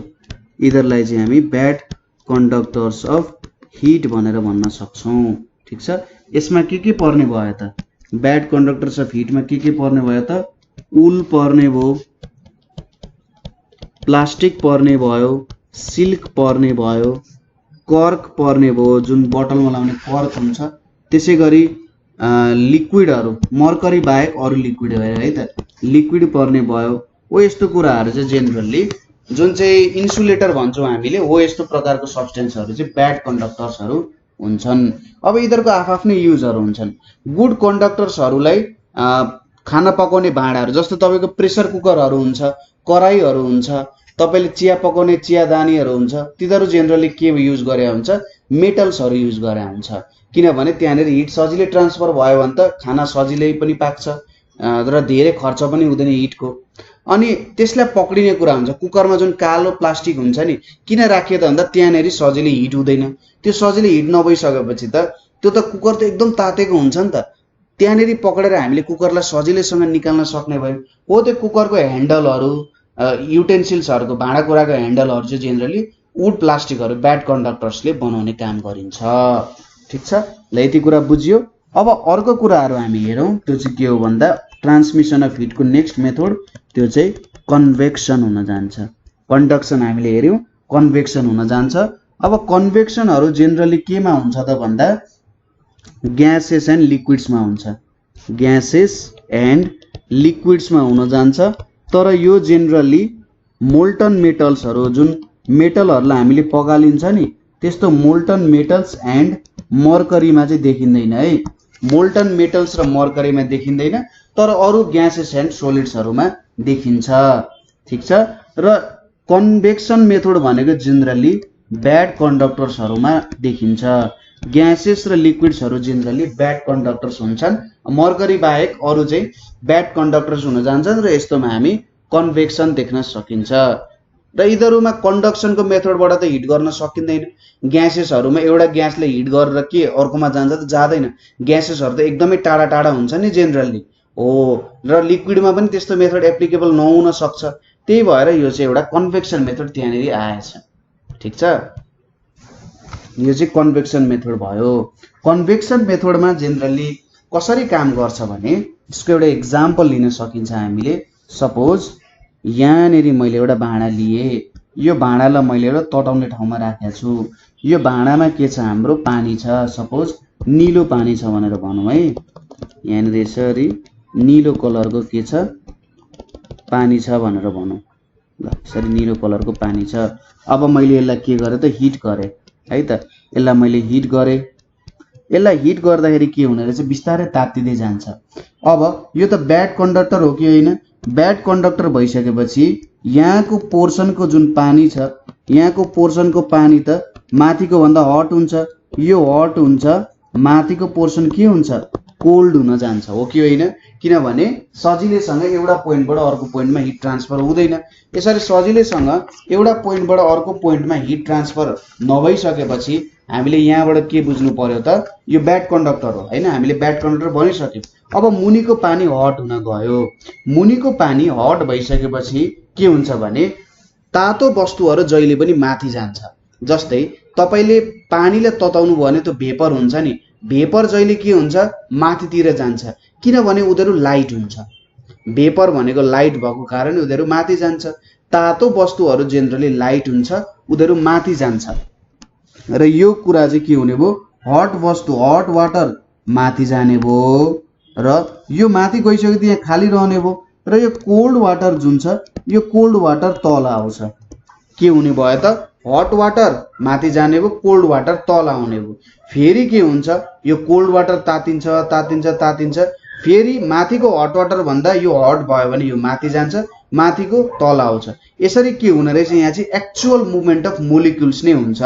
तातो मोलिक्युल्सहरू माथितिर जान्छ, चिसो मोलिक्युल्सहरू तलतिर आउँछ र यसरी तातो चिसोको मुभमेन्ट नै के हो त हाम्रो कन्भेक्सन भनेर भन्न सकिन्छ। ठीक छ? कन्भेक्सनको डिफाइन गर्दाखेरि के भन्न सकिन्छ यसलाई? Process of transmission of hit, process of transmission of hit in which heat travels from one point to another. It travels from one point to another by actual movement of molecules. ठीक छ? यहाँ चाहिँ actual movement of molecules नै भयो भने, ठीक छ, actual movement of molecules नै भयो भने चाहिँ यो कन्भेक्सन प्रोसेस हुँदो रहेछ। यसको लागि तपाईहरुले एक्सपेरिमेन्ट गर्न सक्नुहुन्छ। जस्तै अघि हामीले हिट र कोल्ड वाटर भनेर भन्यौं नि, यहाँनेर तपाईले जस्ट के गर्ने भने म मेटाइदिन्छु है त, ताकि अझै राम्रो एक्सप्लेनेसन बुझ्नुहोस् तपाईहरुले। यहाँनेर जस्तै पानी छ, यहाँ पानी छ, यहाँनेर तपाईले के गर्ने भने पोटासियम परम्याग्नेटहरुको डल्ला राख्दिने, पोटासियम परम्याग्नेटहरुको डल्ला राख्दिने, अनि अब यसलाई हिट गर्न सुरु गर्ने। जब तपाईले हिट गर्न सुरु गर्नुहुन्छ तपाईले के देख्नुहुन्छ भने हिट गर्दै गएपछि एउटा पोइन्ट यस्तो आउँछ, जति बेला यो तल भएको पोटासियम परम्याग्नेटहरु हुन्छ नि यिनीहरु माथि जान थाल्छ। ठीक छ, यिनीहरु माथि जान थाल्छ र फेरि केही समयपछि यिनीहरु तल पनि झर्छन्, फेरि माथि जान्छन्, फेरि तल झर्छ, फेरि माथि जान्छ, फेरि तल जान्छ, माथि तल मुभमेन्ट हुँदो रहेछ। यहाँबाट हामीले के देख्यो त भन्दा मोलिक्युल्सहरुको एक्चुअल मुभमेन्ट नै हुँदो रहेछ। ठीक छ, मोलिक्युल्सहरुको एक्चुअल मुभमेन्टै हुँदो रहेछ। एउटा कुरा के पनि बुझ्नु भने जब कुनै बडीलाई हिट गरिन्छ, अब हामीलाई थाहा छ डेन्सिटी भनेको के हो त, मास अपन भोल्युम हो। ठीक छ, मास अपन भोल्युम हो। र हामीले फ्लोटिङ एन्ड सिङ्किङ को कुरा पनि पढाएको थियौं।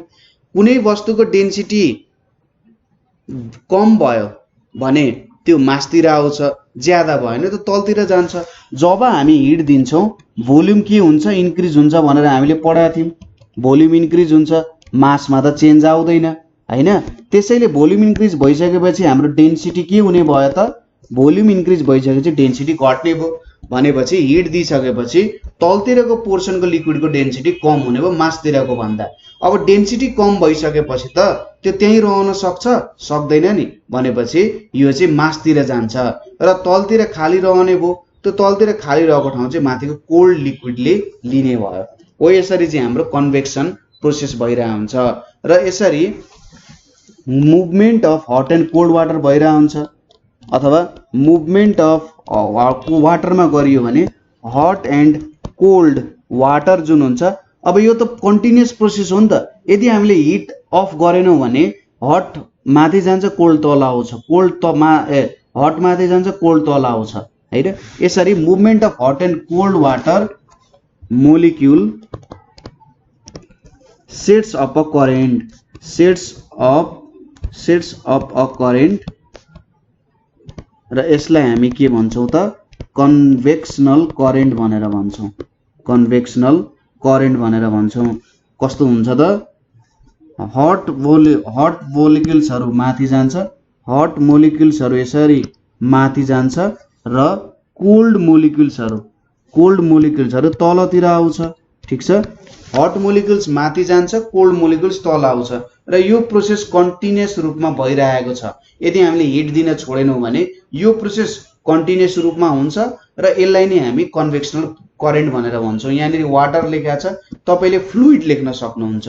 फ्लुइड लेख्दाखेरि चाहिँ कस्तो हुन्छ भन्दाखेरि जस ग्यास होस् अथवा लिक्विड होस्, दुईटै कुरालाई हामीले फ्लुइडले डिटरमाइन गर्न सक्छौँ, फ्लुइड भनेर भन्न सक्छौँ। ठिक छ, कुरा बुझ्यो? यो कुरा बुझ्नुभयो तपाईँहरूले? ल ठिक छ। यसपछि अब हामीसँग नेक्स्ट मेथड छ, त्यो भनेको के हो, रेडिएसन भन्ने मेथड छ। कन्डक्सन हेरियो, कन्भेक्सन हेरियो, अब हामी रेडिएसन हेरौँ, ठिक छ।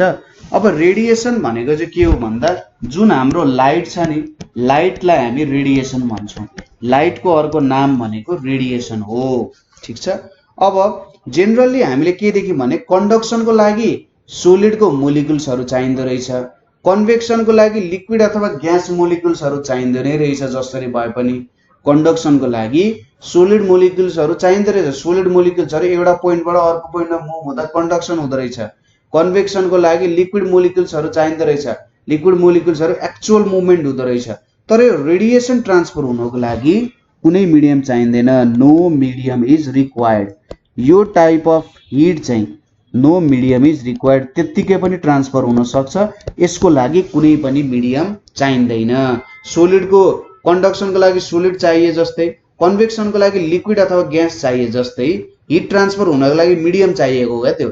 यहाँ चाहिँ कुनै पनि मिडियम चाहिँदैन, यो चाहिँ एउटा प्लेसबाट अर्को प्लेसमा without any material medium transfer हुन सक्छ। यो चाहिँ it can transfer in vacuum also, it can transfer in vacuum also, ठिक छ। यो चाहिँ भ्याक्युममा पनि ट्रान्सफर हुन सक्छ। भ्याक्युममा त केही पनि हुँदैन, त्यो भनेको खाली, न सोलिड हुन्छ, न लिक्विड हुन्छ, न ग्यास हुन्छ, त्यो टोटल्ली खाली हुन्छ। हामी पृथ्वी बाहिर स्पेसमा गयौँ भने त्यो एउटा भ्याक्युम हो, र त्यो भ्याक्युममा केही हुँदैन, केही मिडियमै हुँदैन, केही मेटेरियलै हुँदैन, त्यसमा पनि यो रेडिएसन चाहिँ ट्रान्सफर हुन सक्छ, ठिक छ। जस्तै यसको इक्जाम्पल भनेको के हुन सक्छ, सन। जुन सनको रेडिएसन हुन्छ, सनको रेडिएसन सपोज यो सन भयो हैन, यहाँनिर हाम्रो अर्थ छ, सनबाट जुन रेडिएसन आइरहेको हुन्छ, यो रेडिएसन यो बीचमा के छ, भ्याक्युम छ क्या।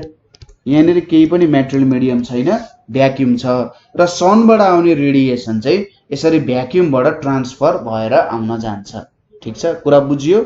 ल अब यो रेडिएसन पक्कै पनि केही स्पिड होला हैन, यो रेडिएसन ट्रान्सफर हुने केही स्पिड हुन्छ। त्यो स्पिड भनेको चाहिँ कति हो भन्दा 3 लाख किलोमिटर पर सेकेन्ड हुन्छ। 1 सेकेन्डमा 3 लाख किलोमिटर यो ट्राभल गर्न सक्छ, जुन चाहिँ हाम्रो लाइट नै हो ओरिजिनल्ली भन्नुपर्दा। अब यो रेडिएसन अथवा लाइट भनेको यो चाहिँ रिफ्लेक्ट हुन सक्छ, एउटा ठाउँबाट ठोकेर अर्को ठाउँतिर जान सक्छ, रिफ्र्याक्ट हुन सक्छ। रिफ्र्याक्ट हुन सक्ने भनेको तपाईँ चाहिँ एउटा मिडियमबाट, अब एउटा डेन्सिटी भएको मिडियमबाट अर्को डेन्सिटी भएको मिडियममा जानु भने लाइट बाङ्गिन जान्छ, ठिक छ। एउटा डेन्सिटीबाट सपोज एउटा भ्यालु अफ डेन्सिटी छ, सपोज डेन्सिटी ρ1 छ, अर्कोको डेन्सिटी ρ2 छ अरे, यो दुईटा डिफ्रेन्ट डेन्सिटी छ। यो डेन्सिटी भएको मिडियमबाट अर्को डेन्सिटी भएको मिडियममा गयो भने लाइट चाहिँ के हुन जान्छ, बाङ्गिन जान्छ, हो त्यसलाई रिफ्र्याक्सन भनेर भनिन्छ। त्यसैगरी एब्जर्ब पनि हुन सक्छ। एब्जर्ब हुनु भनेको कसैले लाइट लिन सक्छ, जस्तै कालो वस्तुहरूले टोटल्ली सबै लाइट एब्जर्ब गर्छ। जस्तै एउटा सिम्पल क्वेसन, हामीले कुनै वस्तुलाई कसरी देख्छौँ, भन्दाखेरि जस्तै यो जुन कलर मैले युज गरेँ यो त येलो छ नि, येलो कलर कसरी देखिन्छ भन्दा यसले येलो कलर बाहेक सबै अरू लाइट एब्जर्भ गर्छ, येलो लाइट चाहिँ यसले रिफ्लेक्ट गर्छ, येलो लाइट रिफ्लेक्ट भएर हाम्रो आँखासम्म पुग्छ, त्यही भएर हामी यसलाई येलो देख्छौँ। यो व्हाइट किन देखिन्छ त भन्दा यसले सबै लाइट रिफ्लेक्ट गर्छ। यो ब्लू किन देखिन्छ भन्दा यसले ब्लू बाहेक सबै लाइट एब्जर्भ गर्छ, सोच्छ र ब्लू लाइट रिफ्लेक्ट गरिदिन्छ, त्यही भएर देखिन्छ। ठिक छ ल। त्यसै गरी जुन मिडियमबाट हिट ट्रान्सफर हुन्छ नि, जुन मिडियमबाट हिट ट्रान्सफर हुन्छ अथवा रेडिएसन ट्रान्सफर हुन्छ त्यसले चाहिँ त्यो मिडियममा केही पनि असर ल्याउँदैन। ठिक छ, जुन मिडियमबाट ट्रान्सफर भइरहेको हुन्छ त्यसले त्यो मिडियममा केही पनि असर ल्याउँदैन। जस्ट जुन बडीले एब्जर्भ गर्छ त्यो बडीले मात्रैले के गर्छ हेर्न सकिन्छ। जस्तै यसको लागि तपाईले एउटा लाइट बल्ब लिने हैन, यहाँनिर तपाईले एउटा लाइट बल्ब लिनुभयो, यो लाइट बल्बको नजिकै तपाईको ह्यान्ड राख्नु भयो भने तपाईले तातो फिल गर्न सक्नुहुन्छ। अब यो बीचमा त एयर मिडियम मात्रै छ हैन, ओ यो मिडियम के फिल गर्न सक्नुहुन्छ तपाईले तातो फिल गर्न सक्नुहुन्छ। यो हिट चाहिँ के हुन्छ कन्डक्सनको थ्रुबाट त रिच भएको छैन, किनभने तपाईले यसमा टच गर्नु त भएको छैन नि हैन, तपाईले हात त यो बल्बमा टच गर्नु भएको छैन, यहाँ कन्डक्सन पक्कै भएन। त्यसैगरी कन्भेक्सन पनि भएन, किनभने यहाँनिर लिक्विड ग्यासेसहरु त छ तर यसरी मोलिक्युल्सहरु त हट मोलिक्युल्स माथि जाने कोल्ड मोलिक्युल्स तल आउने यस्तो खालको त भएको छैन। मान्छे यहाँनिर एउटा मात्रै ट्रान्सफर गर्ने मेथड भनेको के रहेछ त रेडिएसन रहेछ। र रेडिएसन भन्ने मेथड चाहिँ रेडिएसन भन्ने मेथड बुझिहाल्यो, यो चाहिँ के हुँदो रहेछ process of transmission of hit. यसको डेफिनेसन पनि लेख्दियौ, process of transmission of heat, process of transmission of heat in which it passes from one place to another, in which it passes from one place to another, one place to another without any material medium, without any material medium। यसरी केही transfer हुन्छ भने त्यस्तोलाई चाहिँ हामी के भन्छौं radiation भनेर भन्छौं। ठीक छ, यो चाहिँ हाम्रो के भयो त रेडिएसन हुन गयो। ठीक छ ल, हाम्रो मेन थ्योरीहरु पढ्नु पर्ने यिनीहरु नै हो। ठीक छ, अब हामी स्टडी गरौँ। एउटा अब्जेक्ट छ जुन हामीले डेली लाइफमा नि धेरै युज गरेको हुन सक्छ, त्यो हो थर्मस, अथवा त्यसलाई एक्ज्याक्टली भन्नुपर्दा थर्मस फ्लास्क भनेर भनिन्छ। फ्लास्क भनेको चाहिँ कस्तो भयो भन्दा भाँडो जस्तो भयो। यो चाहिँ जेनरली तपाईहरुले पानी त लिक्विडलाई चिसो राख्न अथवा लिक्विडलाई तातो राख्न धेरै लामो समयसम्म तातो अथवा चिसो राख्नको लागि यो थर्मस फ्लास्क चाहिँ युज गरिरहेका हुन्छौं। ठीक छ, के गर्छ त यसले thermos फ्लास्कले it keeps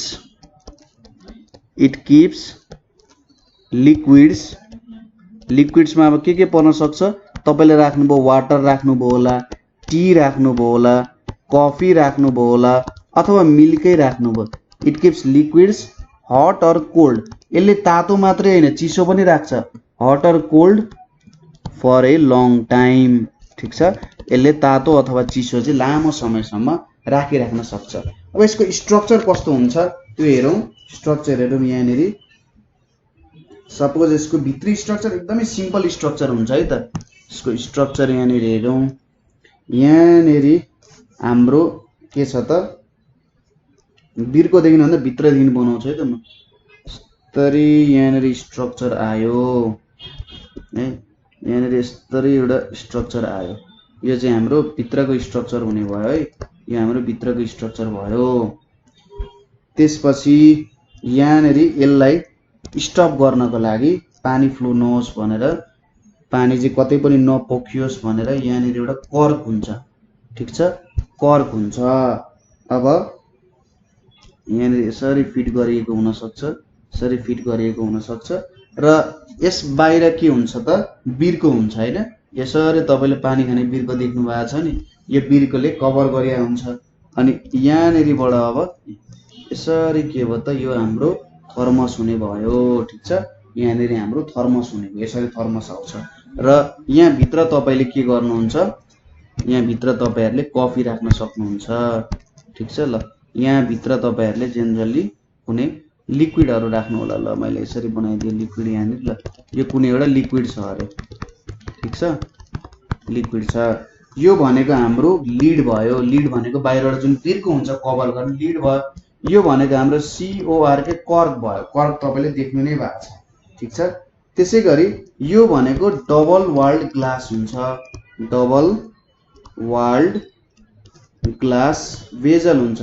double walled भनेको दुईटा हुन्छ, यस्तो खालको भन्न खोजेको। जस्तै यहाँ मैले एउटा मात्र देखाएको छु, अर्को पनि हुन्छ कि यसरी यसरी दुईटा हुन्छ के। यहाँ यो हाम्रो डबल वाल्ड ग्लास भेजल हुन गयो।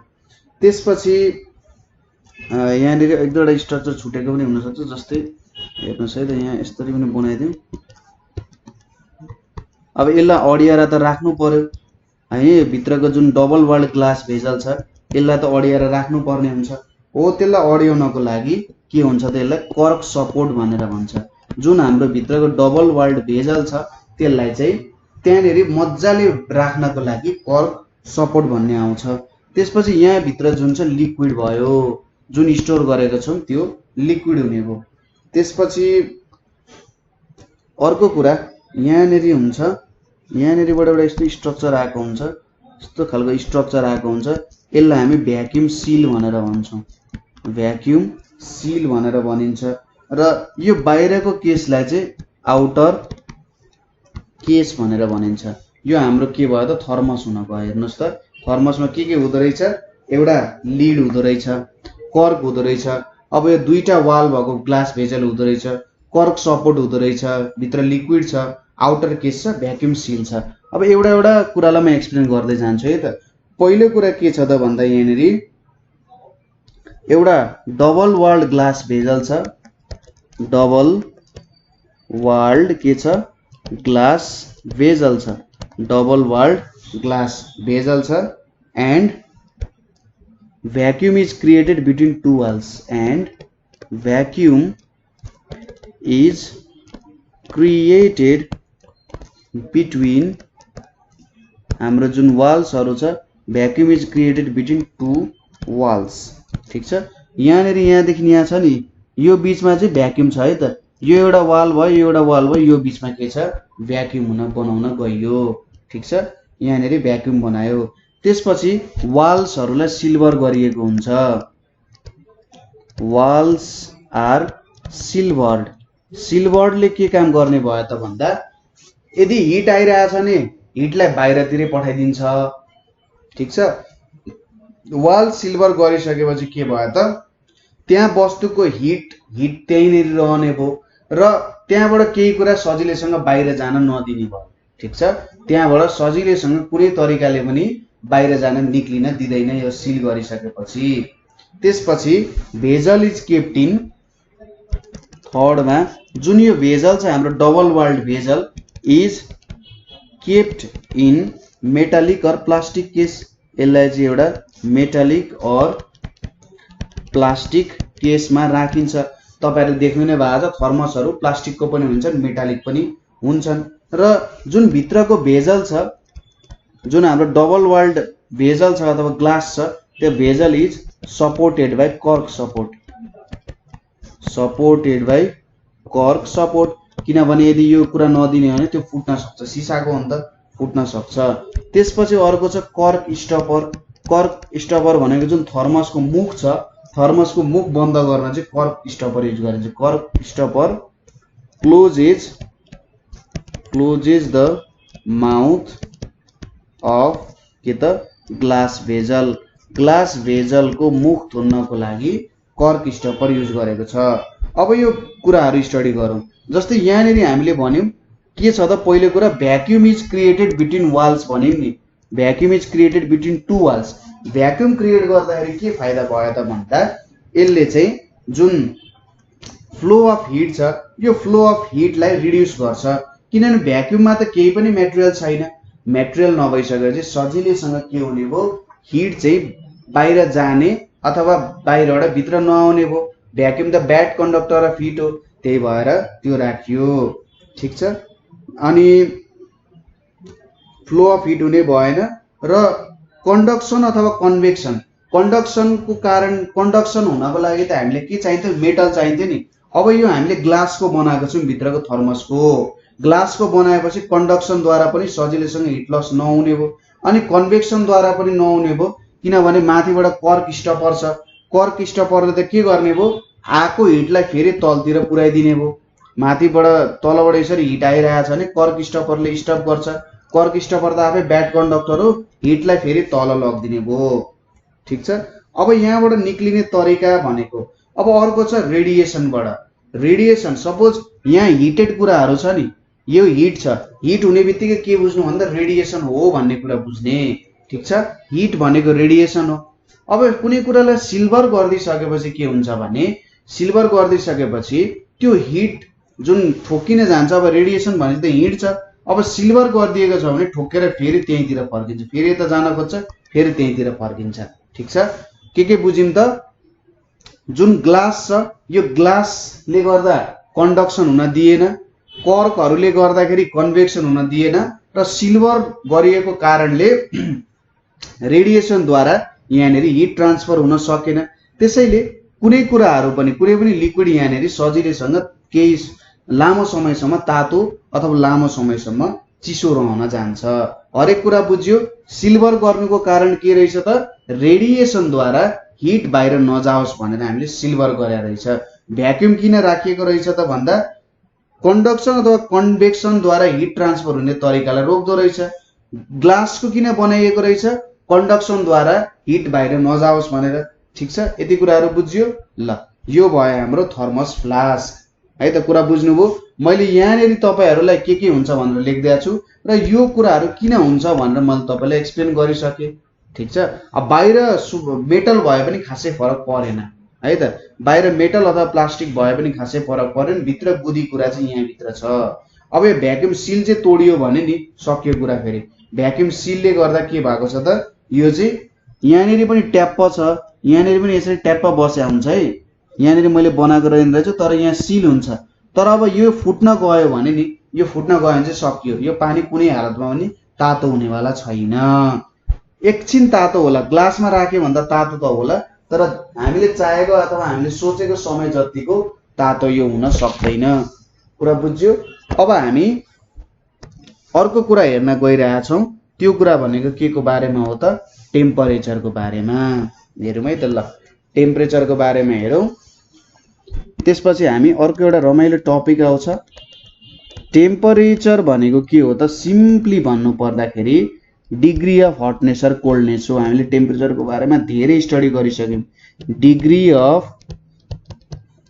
हटनेस और कोल्डनेस भनेको के हुन जान्छ त, टेम्परेचर हुन जान्छ। अब किन हामीलाई टेम्परेचरको कुराहरू चाहियो त, अथवा टेम्परेचरको कुराहरू किन इम्पोर्टेन्ट छ त भन्दाखेरि, जेनरली हामीले कुनै वस्तु तातो छ भनेर भन्छौँ र कुनै वस्तु चिसो छ भनेर भन्छौँ हैन।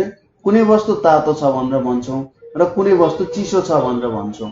अब कति चाहिँ चिसो छ अथवा कति चाहिँ तातो छ भनेर हामीले भन्नु पर्यो। कति चाहिँ चिसो छ अथवा कति चाहिँ तातो छ भनेर हामीले भन्नु पर्यो भने, जस्तै तपाईहरूले कति हट छ अथवा कति कोल्ड छ, लु छामेर तपाईँले थाहा पाउनुहुन्छ यो चिसो छ तातो छ। तर हामीले के चाहियो त कुरा भन्दाखेरि, कति चिसो अथवा कति तातो छ, अथवा यसको एउटा म्याग्निट्युड चाहियो। ठिक छ, कति चिसो अथवा कति तातो भन्ने कुराको हामीलाई के चाहियो त, म्याग्निट्युड यहाँनिर चाहियो। अब यो म्याग्निट्युडको लागि त हामीले केही न केही नम्बर चाहिन्छ। म्याग्निट्युड भनिसकेपछि नम्बर चाहियो कि चाहिएन? अभियसली चाहियो। हो, यो म्याग्निट्युड नै भनेको के हुन जान्छ त, टेम्परेचरको कुरा हुन जान्छ। ठिक छ, यो म्याग्निट्युडको कुरा नै के दियो त, यसले टेम्परेचरको कुरा हामीले नाप्यौँ। ठिक छ, अब हामीले भन्न सक्यौँ नि, जस्तै कुनै कुराको टेम्परेचरको नि विभिन्न युनिट हुन्छ, तीनवटा युनिट हुन्छ। एउटा केल्भिन हुन्छ, जेनरली युज गर्ने है, सेल्सियस हुन्छ, फारेनहाइट हुन्छ, फारेनहाइट। अरू पनि हुन्छन्, जस्तै र्याङ्किन भन्ने पनि हुन्छ, र्याङ्किन स्केलहरू पनि हुन्छ। तर जेनरली हामीले यो तीनवटा युज गर्छौँ र हामीले एसआई युनिट अफ टेम्परेचर भनेको चाहिँ केल्भिन हुन जान्छ। ल, सपोज कुनैको टेम्परेचर 300 केल्भिन भनेर भन्यौँ हामीले, कुनैको टेम्परेचर 400 केल्भिन भन्यो भने त यो 400 केल्भिन त 100 केल्भिन हट रहेछ है अर्को भन्दा भनेर भन्न सकिन्छ नि त। अब म्याग्निट्युड आयो नि त, म्याग्निट्युड आइसकेपछि हामीले कति काम गर्नुपर्ने हो, के काम गर्नुपर्ने हो भन्ने कुराहरू बुझ्न सकिन्छ। जस्तै हामीलाई थाहा भयो कि पानीको टेम्परेचर 80 डिग्री सेल्सियस छ सी लेभलमा। अब हामीले ल अब यसमा त 20 डिग्री सेल्सियस बढायो भने त यो के हुने रहेछ त, भेपरमा कन्भर्ट हुने रहेछ अथवा बोइल हुने रहेछ भन्ने कुरा थाहा भयो हो। यति नै थाहा भइसकेपछि हामीले के गर्न सक्छौँ, यसमा काम गर्न सक्छौँ कि ल यति भयो भने चाहिँ पुग्छ है, यति नै भयो भने पुग्छ, हामीले धेरै हिट दिनु परेन अथवा थोरै हिट दिइराख्नु परेन भन्ने कुरा हामीलाई थाहा हुन्छ। ठिक छ, कुरा बुझ्यो। र थर्मोमिटरले चाहिँ अनि टेम्परेचर मेजर गर्न जेनरली हामी थर्मोमिटर युज गर्छौँ। ठिक छ, कुरा बुझ्यो। यो भयो हाम्रो टेम्परेचरको कुरा। अब हामी स्टडी गर्न गइरहेछौँ थर्मोमिटरको बारेमा है त। थर्मोमिटर, ल अब थर्मोमिटर के को लागि युज हुन्छ? To measure temperature, to measure temperature of a body. कुनै बडीको टेम्परेचर मेजर गर्नको लागि थर्मोमिटर युज हुन्छ है त, यति कुरा हो। र हामीसँग जेनरली दुई प्रकारको थर्मोमिटर हुन्छ। एउटा हुन्छ क्लिनिकल थर्मोमिटर, क्लिनिकल थर्मोमिटर हुन्छ, र अर्को थर्मोमिटर हुन्छ हाम्रो ल्याबोरेटरी थर्मोमिटर। क्लिनिकल थर्मोमिटर भनेको जेनरली यो ह्युमन र एनिमल्सहरूको टेम्परेचर मेजर गर्न युज हुन्छ। ल्याबोरेटरी भनेको जुन ल्याबोरेटरीमा त धेरै टेम्परेचर डिफ्रेन्सहरू आइरहन्छ, कुनै बेला एकदम कोल्ड टेम्परेचर, कुनै बेला एकदम हट टेम्परेचर नाप्नु पर्ने हुनसक्छ, त्यति बेला ल्याबमा युज हुन्छ। ठिक छ। अब थर्मोमिटरको जेनरली यहाँनिर हामीले युज गर्ने थर्मोमिटर भनेको लिक्विड थर्मोमिटर हो। ठिक छ, के युज गर्छौँ त हामीले? लिक्विड थर्मोमिटर युज गर्छौँ। अब यो लिक्विड थर्मोमिटरको एउटा प्रिन्सिपल हुन्छ। लिक्विड थर्मोमिटर भनेको त्यहाँनिर एउटा लिक्विड युज हुन्छ। अब कहिले मर्करी युज हुनसक्छ, कहिले एल्कोहल युज हुनसक्छ, अब डिफ्रेन्स बेग्लै छ।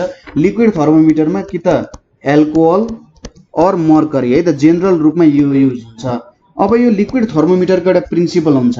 त्यो प्रिन्सिपल के हो भन्दा, a liquid expands on heating, a liquid expands on heating and contracts on cooling. ठिक छ, expands on heating and contracts on cooling. यो नै हाम्रो के हो त, लिक्विड थर्मोमिटरको मेन प्रिन्सिपल हो। ठिक छ, के हुनु पर्यो? यदि कुनै बडी हट छ भने त्यो एक्सपान्ड हुनु पर्यो, यदि कुनै बडी कोल्ड छ भने त्यो के हुनु पर्यो? कन्ट्र्याक्ट हुनु पर्यो। यही अनुसार चाहिँ जेनरली हामीले काम गरिन्छ। र जुन लिक्विड थर्मोमिटरमा युज गरिन्छ त्यस्तो लिक्विडलाई हामी के भन्छौँ? थर्मोमिटरमा युज हुने लिक्विडलाई हामी थर्मोमेट्रिक लिक्विड्स भनेर भन्छौँ। र एल्कोहल र मर्करी चाहिँ यो थर्मोमेट्रिक लिक्विड्सको के हो त? एक्जाम्पल हो, जेनरली युज हुने कुरा हो। अब हामी केही थर्मोमेट्रिक लिक्विड्सको प्रपर्टीहरू हेर्छौँ। सुरुमा हामी मर्करीको प्रपर्टी हेर्छौँ है त। मर्करीको के प्रपर्टीहरू छ, सिम्पल प्रपर्टीहरू लेख्छौँ। जस्तै यो साइनी छ, मर्करी एउटा मेटल हो जुन चाहिँ लिक्विड फर्ममा हुन्छ रुम टेम्परेचरमा। साइनी छ अनि ओपेक छ। ओपेक भनेको यहाँबाट लाइट पास हुन सक्दैन। अब हामीले ग्लास जस्तो मेटेरियल युज गर्ने हो भने त हामीले यसरी थर्मोमिटर हेर्दाखेरि त त्यो ग्लास जस्तो मेटेरियल हो भने त लाइट त त्योबाट सजिलैसँग थ्रु पास हुन सक्थ्यो हैन। त्यसैले ओपेक हुनुको मतलब लाइट त्यहाँबाट पास हुँदैन, लाइट त्यहीँ आएर अड्किन्छ। साइनी र ओपेक भइसकेपछि त्यसलाई सजिलैसँग देख्न सक्यो। त्यसैले साइनी एन्ड ओपेक छ, therefore they can be seen clearly by our eyes. ठिक छ, हाम्रो आँखाले सजिलैसँग यसलाई देख्न सक्छ। त्यसै गरी it is a good conductor of heat, it is a good conductor of heat. ठिक छ, गुड कन्डक्टर अफ हिट किन भयो? यो एउटा मेटल हो, मेटल भइसकेपछि गुड कन्डक्टर अफ हिट भयो। त्यसपछि it does not wet the glass, it does not wet the glass. अब जेनरली के हुन्छ भने यो थर्मोमिटरहरूमा जुन ग्लासमा त राखेको हुन्छ त्यहाँनिर लिक्विड हो, त्यो लिक्विडलाई यसले के गर्दैन? वेट गर्दा हुँदैन। वेट गराउने भनेको जस्तै हाम्रो कपडामा पानी पर्यो भने त कपडाले पानी सोच्छ नि त, तर ग्लास जुन हुन्छ पानी अथवा मर्करी चाहिँ ग्लासमा गएर टाँसिँदैन। त्यो प्रपर्टी हो। जस्तै हामीले त्यो टोटाला को पत्ताहरू देख्छौ नि अथवा के भन्छ तरुलहरूको पत्ताहरू हुन्छ त्यसमा पानी त फ्लो हुन्छ तर पानी टाँसिँदैन हो त्यसरी नै मर्करी पनि ग्लासमा टाँसिँदैन ठीक छ त्यसैपछि राइज एन्ड फल अफ मर्करी राइज एन्ड फल of mercury in tube is के त क्लीन एन्ड स्मुथ ठीक छ जुन हाम्रो ट्युब छ त्यसमा राइज एन्ड फल अफ मर्करी चाहिँ एकदम के हुन्छ स्मुथ हुन जान्छ एकदम राम्रो तरिकाले राइज हुने राम्रो तरिकाले फल हुने त्यतिकै हाफाजाडले कहिले पनि हुँदैन त्यसैगरी मर्करीको के छ uniform rate of expansion and contraction छ यो कुराले के भनिरहेको छ त भन्दाखेरि मर्करी यदि एक्सपान्ड भयो मैले बिस्तारै हिट दिँदै गयो भने यो पनि बिस्तारै एक्सपान्ड हुन्छ मैले धेरै हिट दिँदै गयो भने पनि यो बिस्तारै फर्ममा एक्सपान्ड हुँदै हुँदै हुँदै जान्छ हैन अब कन्ट्र्याक्सन भनेको के भयो त भन्दाखेरि त्यही रेटमा अब हिट मैले त्यहाँबाट निकाल्दै गयो भने पनि बिस्तारै त्यो कन्ट्र्याक्ट हुँदै जान्छ यो चाहिँ हाफाजाडली बढ्ने पनि हुँदैन हाफाजाडली घट्ने पनि हुँदैन यो चाहिँ एउटा युनिफर्म स्टाइलमा के भइरहेको हुन्छ त अगाडि बढिरहेको हुन्छ है त कुनै कुराहरु त हाफाजाडली के हुन्छ नि त एक्सपान्ड अथवा कन्ट्र्याक्ट हुन सक्छन् तर मर्करीमा त्यो प्रपर्टी छैन त्यसैले यो एउटा थर्मोमेट्रिक लिक्विड चाहिँ हुन सक्छ है त अब मर्करीको एउटा फ्रिजिङ पोइन्ट छ फ्रिजिङ पोइन्ट भनेको कस्तो त भन्दा हाम्रो जुन लिक्विड मर्करी छ त्यो लिक्विड मर्करी चाहिँ सोलिड मर्करीमा कन्भर्ट हुने -39 डिग्री सेल्सियसमा मैले पुर्याए भने यो चाहिँ सोलिड हुन जान्छ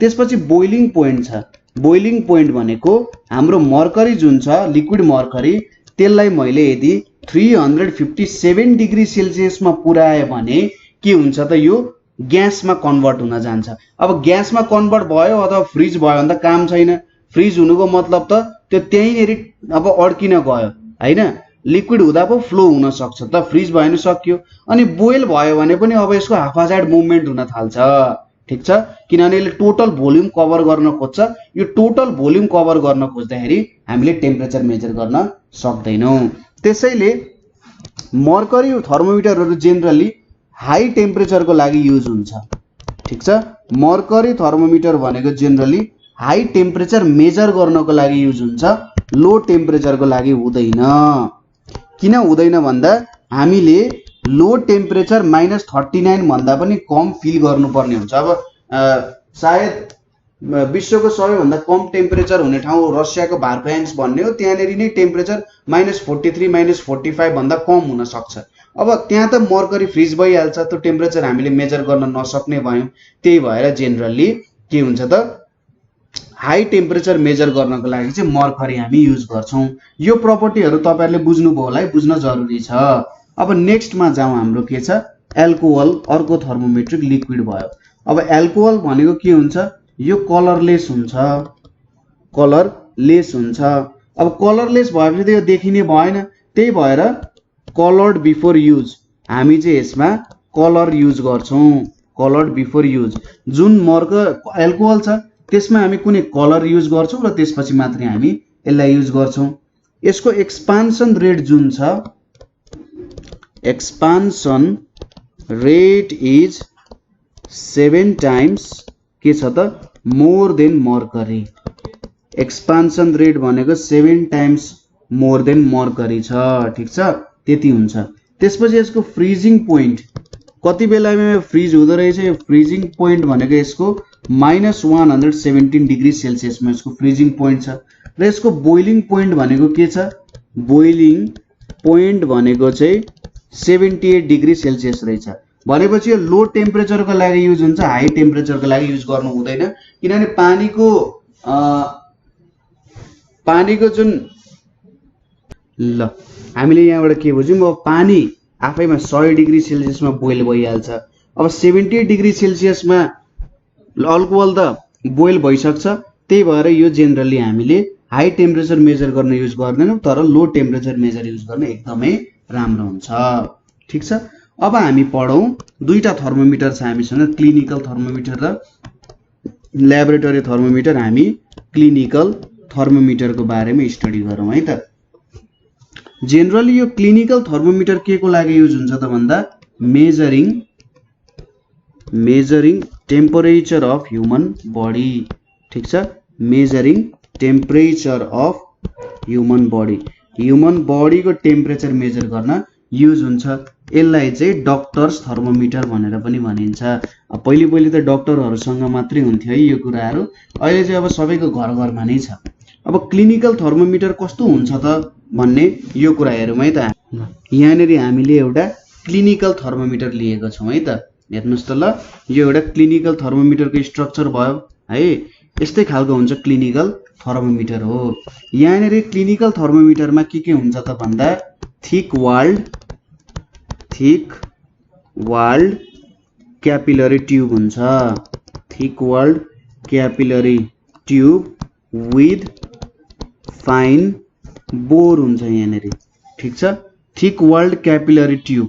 जस्तै यहाँनिर हाम्रो यो जुन ट्युब छ यो एज अ होल ट्युब नै के हो त, यो जुन ट्युब छ एज अ होल यो ट्युब नै एउटा क्यापिलरी ट्युब भयो। र यहाँनिर जुन यो तपाईँले देखिराख्नु भएको छ नि, यत्रो यहाँ कालो लाइन अगाडि बढिरहेछ हो, यो कालो लाइनको जुन पाइप जस्तो देखिराख्नु भएको छ यो चाहिँ फाइन बोर भयो क्या। यहाँ एकदम फाइन तरिकाले बनाएको थिक वाल्ड हुन्छ यो एज अ होल। एकदम तपाईँले यो थर्मोमिटर देख्नु भएको छ भने एकदम थिक वाल्ड हुन्छ है त। त्यसै गरी यहाँनिर अर्को कुरा के फाइन्ड गर्छौँ भने हामीले नेक्स्ट कुरा भनेको a thin walled cylindrical bulb is found at one end of capillary tube. ठिक छ, अर्को एन्ड अफ क्यापिलरी ट्युबमा के भेटिँदो रहेछ, सिलिन्ड्रिकल बल्ब। यो कुरा गरिरहेको हो क्या। यो सिलिन्ड्रिकल बल्बको चाहिँ के हुँदो रहेछ, अलिकति थिकनेस कम हुँदो रहेछ, थिन हुँदो रहेछ। यो हाम्रो जुन क्यापिलरी ट्युब छ एज अ होल त्यो भन्दा चाहिँ धेरै नै थिन हुँदो रहेछ। ठिक छ, यति कुरा बुझियो ल। अर्को यहाँनिर हेरौँ के हुँदो रहेछ, bulb is filled with mercury. जुन त्यो बल्ब छ bulb is filled with mercury, त्यहाँभित्र चाहिँ के हुँदो रहेछ, मर्करी हुँदो रहेछ। र यहाँनिर विभिन्न तरिकाले ग्रेजुएट गरिएको छ। जस्तै ग्रेजुएट भनेको स्केल बनाउने के। अब कतिको स्केल लिने हो भन्ने कुराले यसमा असर पुऱ्याउँछ। ठिक छ, कतिको स्केल तपाईँले लिने अथवा के स्केल बनाउने भन्ने कुराले असर गर्छ। Graduated scale is created, graduated scale is created.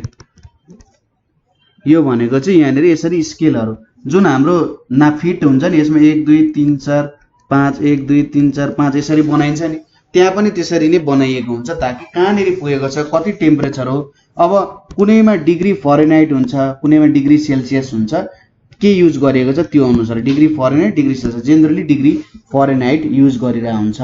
त्यसपछि यहाँनिर स्मल कन्स्ट्रिक्सन छ, स्मल कन्स्ट्रिक्सन नियर बल्ब। हेर्नुहोस् त यहाँनिर एउटा यो पोइन्टमा एउटा कन्स्ट्रिक्सन छ हो, यसलाई कन्स्ट्रिक्सन भनेर भन्छ। एउटा सानो खाल्डो जस्तो बनाएको छ। अब सपोज गरौँ यसले टेम्परेचर कसरी मेजर गर्छ होला, यो पोइन्ट लेख्नु हो। अब यही पोइन्ट अनुसार म एक्सप्लेन गर्दै जान्छु है त। जब तपाईँले टेम्परेचर मेजर गर्नु पर्ने चाहिँ यो बल्बलाई तपाईँले कि मुखभित्र अथवा यस्तो काखीमा च्याप्नुहुन्छ, बल्बलाई मुखभित्र अथवा तपाईँले काखीमा च्याप्नुहुन्छ। यसरी च्यापिसकेपछि यो त के छ त, थिन वाल्ड छ नि, यो बल्ब त के छ, थिन वाल्ड छ। अब थिन वाल्ड भइसकेपछि के हुन्छ, यसले सजिलैसँग हिट एब्जर्ब गर्न सक्छ। ठिक छ, के हुन्छ, सजिलैसँग हिट एब्जर्ब गर्न सक्छ। हिट एब्जर्ब गरिसकेपछि त हामीले के भनेको थियौँ, लिक्विड एक्सपान्सन हिटिङ। अब यो लिक्विड एक्सपान्ड हुन जान्छ, लिक्विड एक्सपान्ड भएर मर्करी अब यसरी सर्दै सर्दै सर्दै सर्दै सर्दै जान थाल्छ। सपोज यहाँसम्म आइपुग्यो। ठिक छ, अनि यसले टेम्परेचर देखायो, यो लगभग 37.8 डिग्री सेल्सियस होला यदि सेल्सियसमा छ भने। ठिक छ, अनि यहाँनिर कुरा आयो यो किन थिक वाल्ड बनाइयो त भन्दाखेरि नफुटोस् भनेर भित्रको मर्करीलाई प्रोटेक्सन हुन्छ। किनभने मर्करी हाम्रो शरीरमा त्यत्तिकै पर्न गयो भने हानि पुर्याउँछ। त्यही भएर यो थिक वाल्ड बनाउनुको कारण मर्करी त्यत्तिकै नजाओस्। यो बल्ब थिन वाल्ड बनाउनुको कारण यसले हिट सजिलैसँग एब्जर्ब गरोस् र एकदम राम्रो एक्युरेट टेम्परेचर देखाओस्। अनि कन्स्ट्रिक्सनको पालो आयो। अब यो कन्स्ट्रिक्सन किन बनाइयो त? ठिक छ, यो कन्स्ट्रिक्सन किन बनाइयो त भन्दाखेरि कन्स्ट्रिक्सनले चाहिँ सपोज धेरै लामो समयपछि पनि हाम्रो टेम्परेचर कति थियो त भनेर हेर्न सकिन्छ क्या। मर्करी चाहिँ सजिलैसँग बल्बभित्र फेरि छिर्न सक्दैन। यो कन्स्ट्रिक्सनको कारण के हुन्छ, सजिलैसँग मर्करी बल्बभित्र जाँदैन। ठिक छ, कन्स्ट्रिक्सनको काम त्यो हुन्छ है। र हामीले यसरी झट्कारेपछि होइन, झट्कार्छौँ नि हामी, तपाईँले देख्नुभएको छ डक्टरहरूले यसरी झट्कार्छन् नि, झट्कारेपछि मात्रै के हुन्छ, यो फेरि बल्बमा छिर्न सक्छ। कन्स्ट्रिक्सनको कारण यो बल्बमा छिर्न सक्दैन। यो कुरा तपाईँहरूले एक्सप्लेन गर्नुपर्छ है। र जेनरली यो थर्मोमिटरलाई प्रिज्मेटिक बनाइन्छ। प्रिज्मेटिक किन बनाइन्छ त?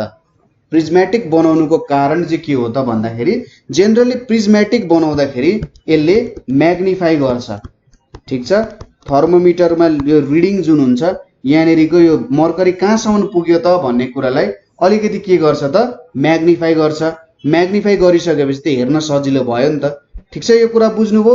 Thick walled capillary tube with fine bore हुँदो रहेछ। क्यापिलरी ट्युब थिक बनाउनुको कारण हाम्रो मर्करी नफुटोस्, मर्करी सबैतिर नपोखियोस्। थिन वाल्ड सिलिन्ड्रिकल बल्ब बनाउनुको कारण चाहिँ के हो त, यो कुराले टेम्परेचर डिटेक्ट गर्छ। डिटेक्ट गर्दाखेरि के हुनु भएन त, यो थिक भयो भने त धेरै टेम्परेचर नाश हुन सक्छ, एकुरेट नहुन सक्छ र यहाँनिर मर्करी हुन्छ। कन्स्ट्रिक्सनको काम के हो त, बल्बमा मर्करी हुन्छ। कन्स्ट्रिक्सनले चाहिँ मर्करीलाई फेरि ब्याक जान दिँदैन, मर्करी फेरि सजिलैसँग ब्याक जान सक्दैन। यो काम कन्स्ट्रिक्सनको भयो। र प्रिज्मेटिक किन हुन्छ भन्दाखेरि म्याग्निफाई गरेर हाम्रो भ्यालुजहरू जेनरली देख्न सकिन्छ।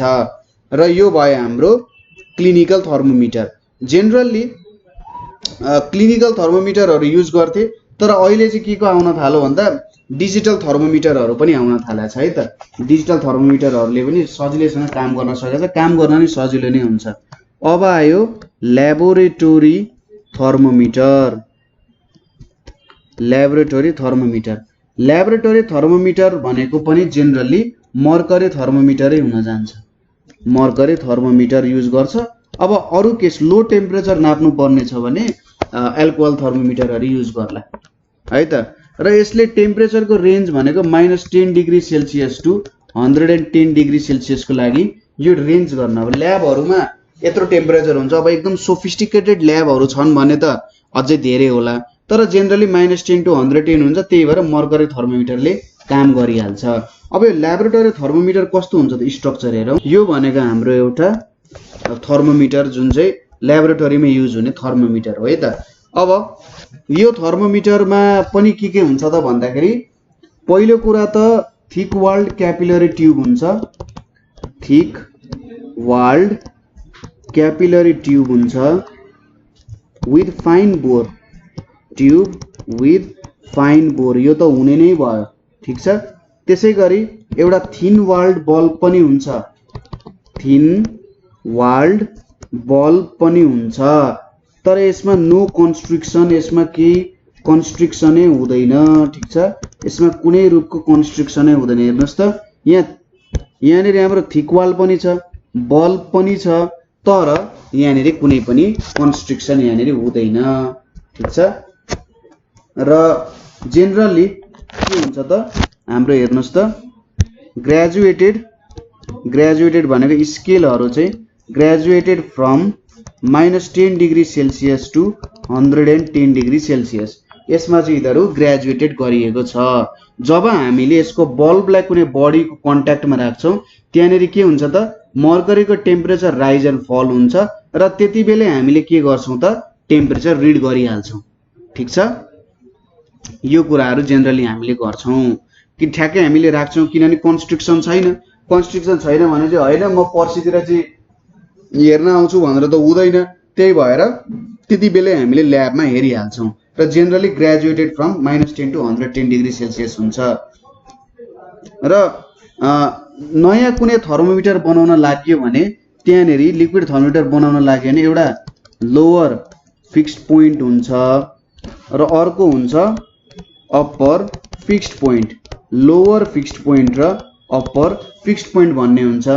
र लोअर फिक्स्ड पोइन्ट चाहिँ ठ्याक्कै melting point of ice 0 degree Celsius हुन्छ र अप्पर फिक्स्ड पोइन्ट भनेको 100 डिग्री सेल्सियस हुन्छ।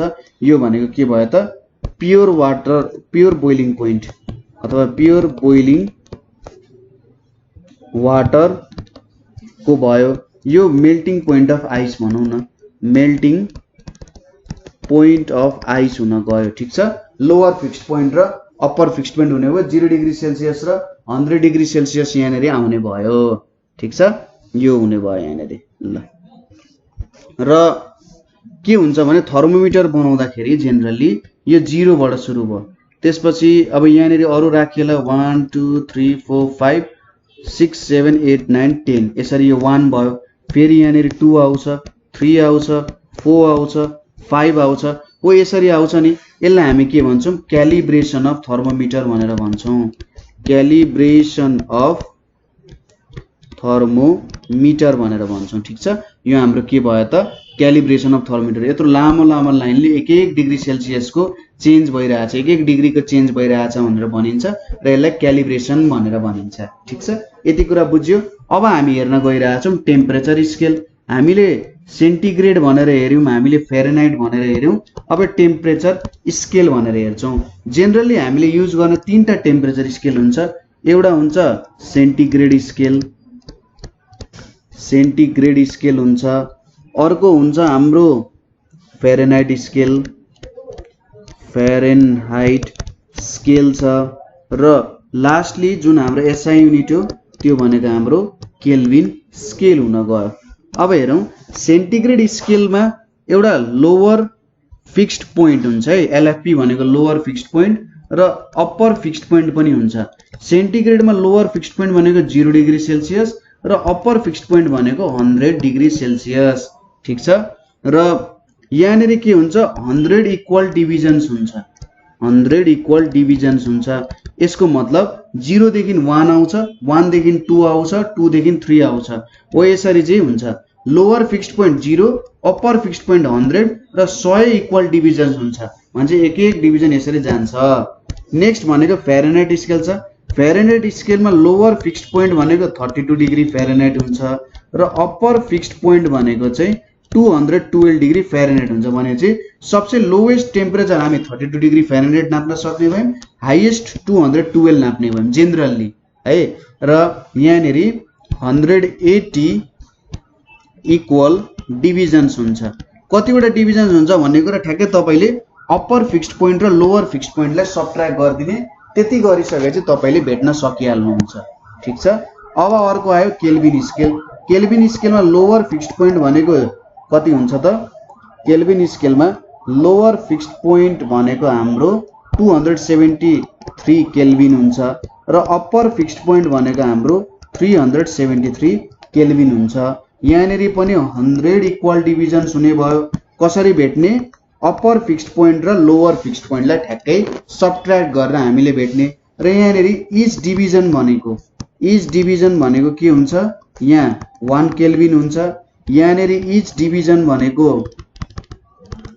1 डिग्री फरेनहाइट हुन्छ र यहाँनिर इच डिभिजन भनेको के हुन जान्छ, इच डिभिजन भनेको 1 डिग्री सेल्सियस हुन जान्छ। ठिक छ, ल यही कुराहरु भयो यहाँनिर। यसरी हामीले हिट एन्ड टेम्परेचरको हाम्रो थ्योरिटिकल पोर्सनहरु चाहिँ सक्यौं। सो थोरै रिपिट गरौं, हामीले के पढ्यौं त भन्दा हिट भनेको एउटा सेन्सेसन अफ वार्मथ प्रोड्युस गर्छ यसले। हिट भनेको चाहिँ total sum of kinetic energy रहेछ भन्ने कुरा पढ्यौं। त्यसपछि टेम्परेचर भनेको डिग्री अफ हटनेस र कोल्डनेस रहेछ। त्यसैगरी टेम्परेचर नाप्ने यन्त्रलाई थर्मोमिटर भनेर भनिन्छ। र हिटिङले के गर्दो रहेछ त, कुनै पनि बडीलाई यदि मैले हिट गरे भने, यहाँनिर मैले लेखेको थिएँ ल, कुनै पनि बडीलाई हिट गरे भने त्यसको स्टेट चेन्ज हुने रहेछ, कि त यो सोलिडबाट लिक्विड, लिक्विडबाट ग्यास पनि जान सक्ने रहेछ। त्यसैगरी भोल्युम पनि बढाउन सक्ने रहेछ यसले, टेम्परेचर पनि बढाउन सक्ने रहेछ, सोल्युटलाई सोल्भेन्ट हाल्न सक्दो रहेछ। यसले कुनै सब्स्टेन्सको कलर, यहाँबाट रातो कलरमा हैन मेटललाई ततायौं भने कुनै एउटा ब्ल्याकबाट रेड हुन सक्ने रहेछ, केमिकल चेन्जेसहरु ल्याउन सक्ने रहेछ। त्यसपछि हामीले ट्रान्समिसन अफ हिटको बारेमा हेर्यौं। ट्रान्समिसन अफ हिट भनेको हिट एउटा पोइन्टबाट अर्को पोइन्टमा जान सक्दो रहेछ। त्यसको लागि 3 वटा मेथड रहेछ हामीसँग, कन्डक्सन, कन्भेक्सन र रेडिएसन। कन्डक्सन भनेको जेनरली सोलिड्सहरुमा हुन्छ, सोलिड्समा पनि मेटल्सहरुमा हुन्छ। त्यहाँनेरि चाहिँ मोलिक्युल्सहरु भाइब्रेट हुन्छ, भाइब्रेटबाट एउटा मोलिक्युलले एनर्जी अर्को मोलिक्युललाई दिँदै हिट ट्रान्सफर गर्छ, तर एक्चुअल मुभमेन्ट अफ मोलिक्युल्स त्यहाँनेरि हुँदैन। त्यसपछि हामीले कन्भेक्सनको बारेमा हेर्यौं। कन्भेक्सन चाहिँ जेनरली लिक्विड्स एन्ड ग्यासेसको लागि हुन्छ। लिक्विड्स एन्ड ग्यासेसहरू भनेको हाम्रो ब्याड कन्डक्टर्सहरू भयो र ब्याड कन्डक्टर्सहरूमा जेनरली कन्भेक्सन हुन्छ, जहाँ चाहिँ एक्चुअल मुभमेन्ट अफ मोलिक्युल्सहरू हुँदो रहेछ। अब कसरी एक्चुअल मुभमेन्ट अफ मोलिक्युल्स हुन्छ भन्दा तातो वस्तुहरूको डेन्सिटी कम हुन्छ, माथि जान्छ, चिसो वस्तुहरू तलतिर आउँछ। रेडिएसनको लागि चाहिँ केही पनि मिडियम चाहिँदैन रहेछ, यो चाहिँ सजिलैसँग मिडियम नभए पनि एउटा पोइन्टबाट अर्को पोइन्टमा जान सक्दो रहेछ। जस्तै लाइट बल्बको कुरा हामीले गर्यौं। त्यसपछि थर्मस फ्लास्कमा हामीले हेर्यौं, थर्मस फ्लास्कमा जुन डबल वाल ग्लास भेजल छ त्यो बीचमा भ्याक्युम हुँदो रहेछ, जसले चाहिँ एउटा ब्याड कन्डक्टर जस्तो काम गर्दो रहेछ। अब यो ब्याड कन्डक्टर भइसकेपछि हिट सजिलैसँग बाहिर जाने भएन, तातो धेरै समयसम्म तातो रहिरहने भयो हैन। बाहिरको कर्क सपोर्ट हुँदो रहेछ, यो कर्क सपोर्टले चाहिँ त्यसलाई एउटै ठाउँमा राख्ने काम गर्दो रहेछ। अनि लिड अथवा कर्कले यसलाई बाहिरबाट लपेट्दो रहेछ हैन। टेम्परेचर भनेको डिग्री अफ हटनेस र कोल्डनेस भनेर पढ्यौं। र त्यसपछि मर्करी र हामीले एल्कोहलको बारेमा हेर्यौं। मर्करी जेनरली हाई टेम्परेचर नाप्नको लागि युज हुँदो रहेछ। यसको एक्सपान्सन र कन्ट्र्याक्सन हुने रेट जुन हुन्छ एउटा युनिफर्म रेटमा एक्सपान्सन कन्ट्र्याक्सन हुँदो रहेछ। र अल्कोहल भनेको कलरलेस हुँदो रहेछ, यसको एक्सपान्सन रेट भनेको 7 टाइम्स मोर देन मर्करी र जेनरली यो फ्रिजिङ पोइन्ट नाप्न युज हुँदो रहेछ। क्लिनिकल थर्मोमिटर भनेको डक्टरहरूले युज गर्ने हो। यसमा चाहिँ थिक वाल्ड क्यापिलरी ट्युब हुँदो रहेछ, फाइन बोरसँग। थिक वाल्ड क्यापिलरी ट्युब किन चाहियो भन्दा हाम्रो मर्करी अथवा थर्मोमिटर छिटै ब्रेक नहोस्। बल्ब अलिकति थिन वाल्ड हुँदो रहेछ, त्यसमा मर्करी हुन्छ र त्यो चाहिँ हिट भइसकेपछि त्यो मर्करी एक्सपान्ड हुन्छ। एउटा कुरा के नबिर्सिने भन्दाखेरि थर्मोमेट्रिक लिक्विडको एउटा प्रिन्सिपल के छ भने लिक्विड एक्सपान्सन हिटिङ र कन्ट्र्याक्सन कुलिङ भन्ने एउटा प्रिन्सिपल छ, हो त्यो अनुसार काम गर्छ। र स्मल टेम्परेचरको लागि युज हुन्छ। ग्रेजुएटेड स्केल हुन्छ। स्मल कन्स्ट्रिक्सनको काम भनेको हाम्रो मर्करी चाहिँ तल फल नहोस् भनेर हो है। र प्रिज्मेटिक बनाएको हुन्छ यो जेनरली, ताकि हामीले त्यहाँको रिडिङ सजिलैसँग पढ्न सक्यौं। त्यसपछि अर्को हुन्छ ल्याबोरेटरी थर्मोमिटर। त्यो चाहिँ जेनरली -10 देखि 110 सम्म युज हुन्छ। जस्तो क्लिनिकल हुन्छ त्यही हुन्छ, तर यसमा कन्स्ट्रिक्सन हुँदैन है त। त्यसपछि क्यालिब्रेसन अफ थर्मोमिटर भनेर हेर्यौं हामीले। क्यालिब्रेसन अफ थर्मोमिटर भनेको के हो त, प्रत्येक एउटा पोर्सनदेखि अर्को पोर्सनमा जम्प हुँदाखेरि यो पोइन्टदेखि यो पोइन्टमा जम्प हुँदा 1 डिग्रीको जम्प हुँदो रहेछ, त्यसलाई नि क्यालिब्रेसन भनेर भनिन्छ। बीचमा जति पनि हामीले लाउन सक्छौं। त्यसपछि 3 वटा क्यालिब्रेसन पढ्यौं हामीले, सेन्टिग्रेड, फेरेनहाइट र केल्भिन स्केल। यिनीहरूको बारेमा तपाईलाई थाहा छँदैछ। ल ठीक छ, आजको लागि यति नै। अर्कोचोटि हामी हिटको एक्सरसाइजहरू लिएर आउँछौं। यहाँसम्म तपाईहरुले केही प्रब्लम भयो बुझ्नु भएन भने तपाईहरुले हामीलाई कमेन्ट गर्न सक्नुहुन्छ। त्यसैगरी 9849595895 मा तपाईहरुले हामीलाई कल गर्न सक्नुहुन्छ, भाइबरमा मेसेज पठाउन सक्नुहुन्छ, व्हाट्सएप गर्न सक्नुहुन्छ, nepalonlineschool.org मा पनि तपाईहरुले हामीलाई मेसेज गर्न सक्नुहुन्छ। ठीक छ, ल आजको लागि यति नै। नेपाल अनलाइन स्कुल हेर्दै गर्नु होला, शेयर गर्दै गर्नु होला। तपाईहरुलाई भिडियो बनाउन मन छ भने तपाईहरुले हामीलाई भन्न सक्नुहुन्छ कि सर यो सम्बन्धीमा भिडियो बनाउन सक्छु, यसमा राम्रो स्किल छ मेरो, मलाई भिडियो बनाउन दिनुस् भनेर भन्न सक्नुहुन्छ। अथवा तपाईहरुले बुक्सहरु पनि डोनेट गर्न सक्नुहुन्छ है त। जो स्टुडेन्टहरुले पढ्न पाउनु भएको छैन राम्ररी, उहाँहरुको लागि बुक्सहरु डोनेट गरेर पनि तपाईहरुले हेल्प पुर्याउन सक्नुहुन्छ। ठीक छ, ल हामीले नै के गर्ने हो त, नेपाललाई एजुकेशनली साउन्ड बनाउन, नेपालमा एउटा एजुकेशनको फाउन्डेसन डेभलप गर्ने हो। ठीक छ, हामी सबैले मिलेर गर्यौं भने यो सबै कामहरु हुन सक्छ। Thank you for watching.